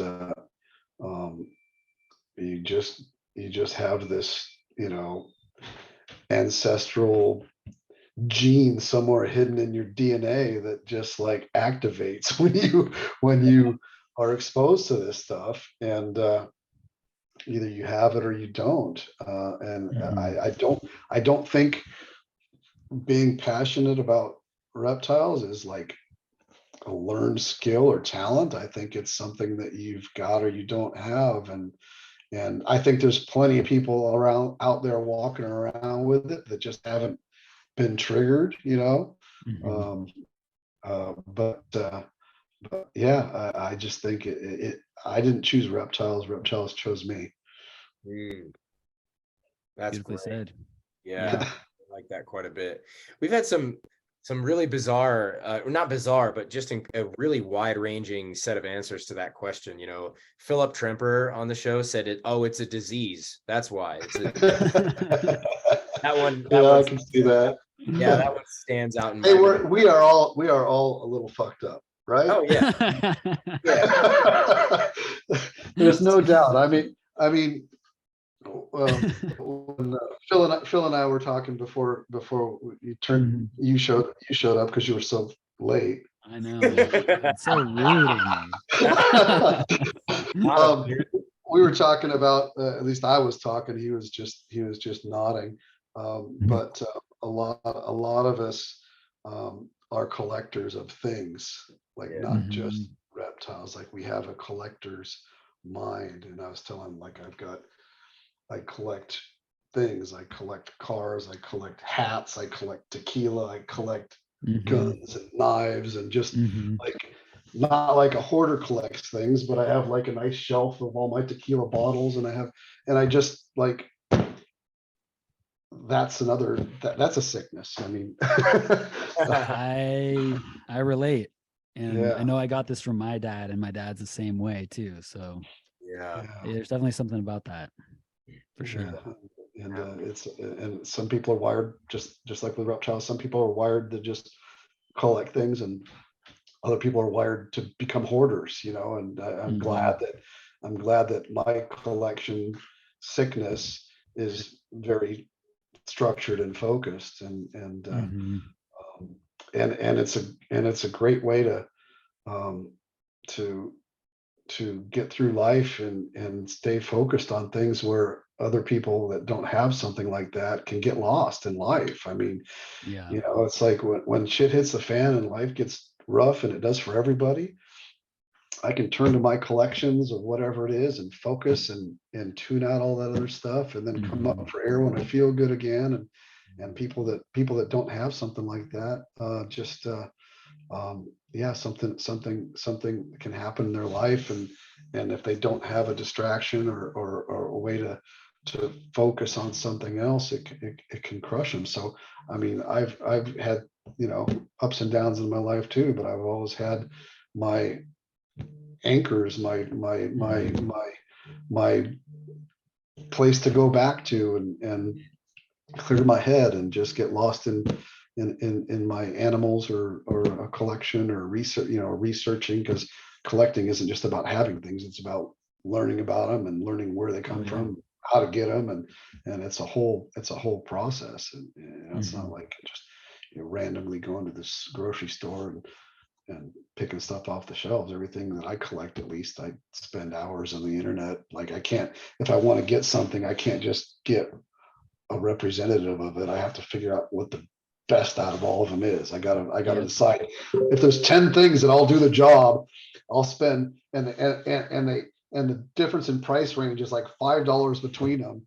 I'll Yeah. still spend like 20 hours of my time figuring out which one is the best one.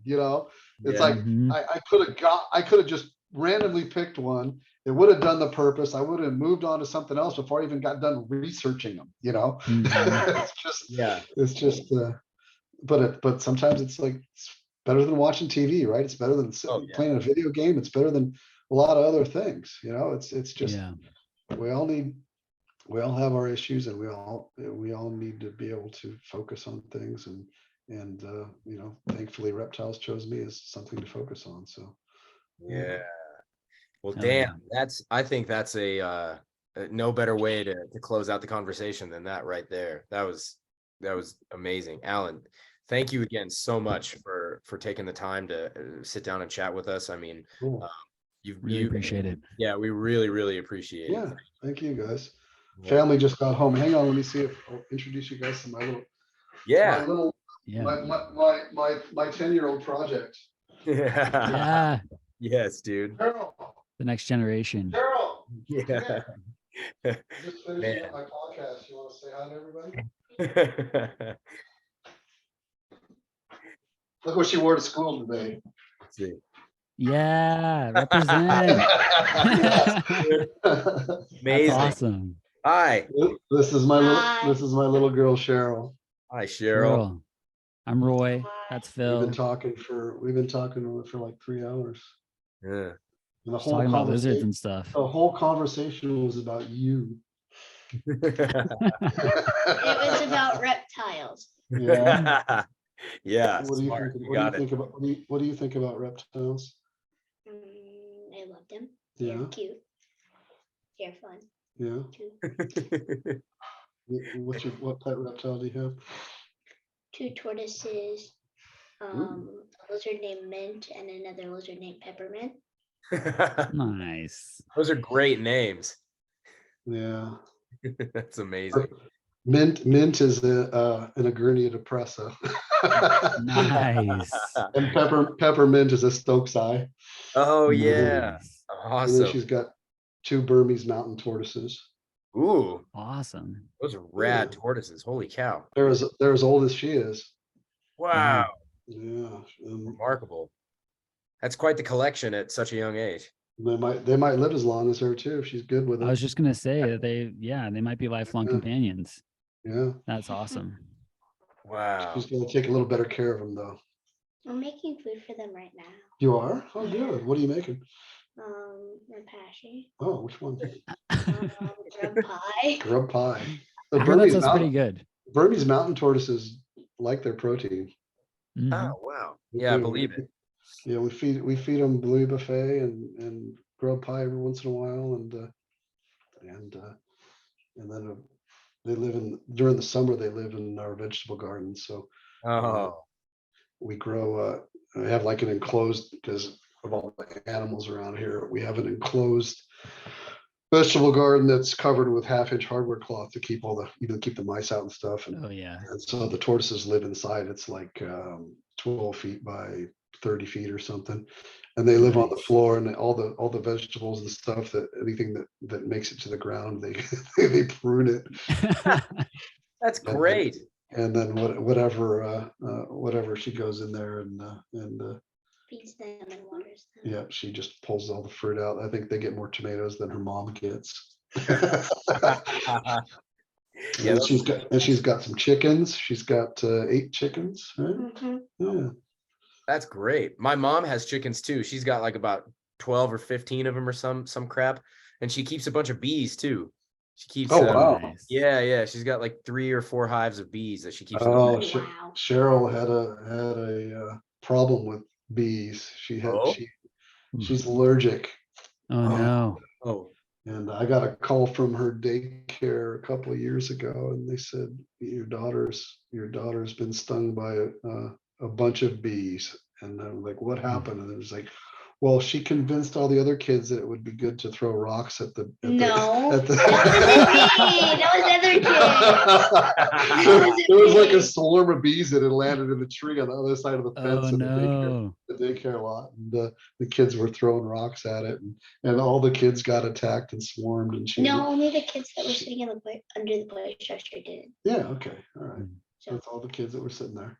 half of them. And she got stung on the head and the face multiple Oof. times. oh no. Had an anaphylactic shock, and we had to take her to the hospital and get an epinephrine shot and That's scary. all that fun stuff. Yeah. Mm. Yeah. But it was a good lesson, right? Yeah. Yeah. Yeah. No Yeah. kidding. I didn't learn that lesson. I knocked a paper wasp's nest out of my neighbor's tree one time, put it in a Ooh. critter keeper, and brought it inside my dad's house. I didn't get stung once. Wow. I was Wow. like 9. I don't know. I was a little younger than you, Cheryl. So See, that's like Catherine. Catherine can do that. She collects swarms, that coalesce like that. She just picks them up with her Just picks hands. them up. Wow. She just picks them up and she never gets stung. But I'll be standing like 30 feet away and I'll get stung. They get One nailed. will just Yeah. come and sting me. dude. It's like every single time. That's funny. Wow. How was school today? Good. Yeah. Mhm. Awesome. Right on. All right, guys. Great stuff. Well, here, I'm going to stop the recording really quick.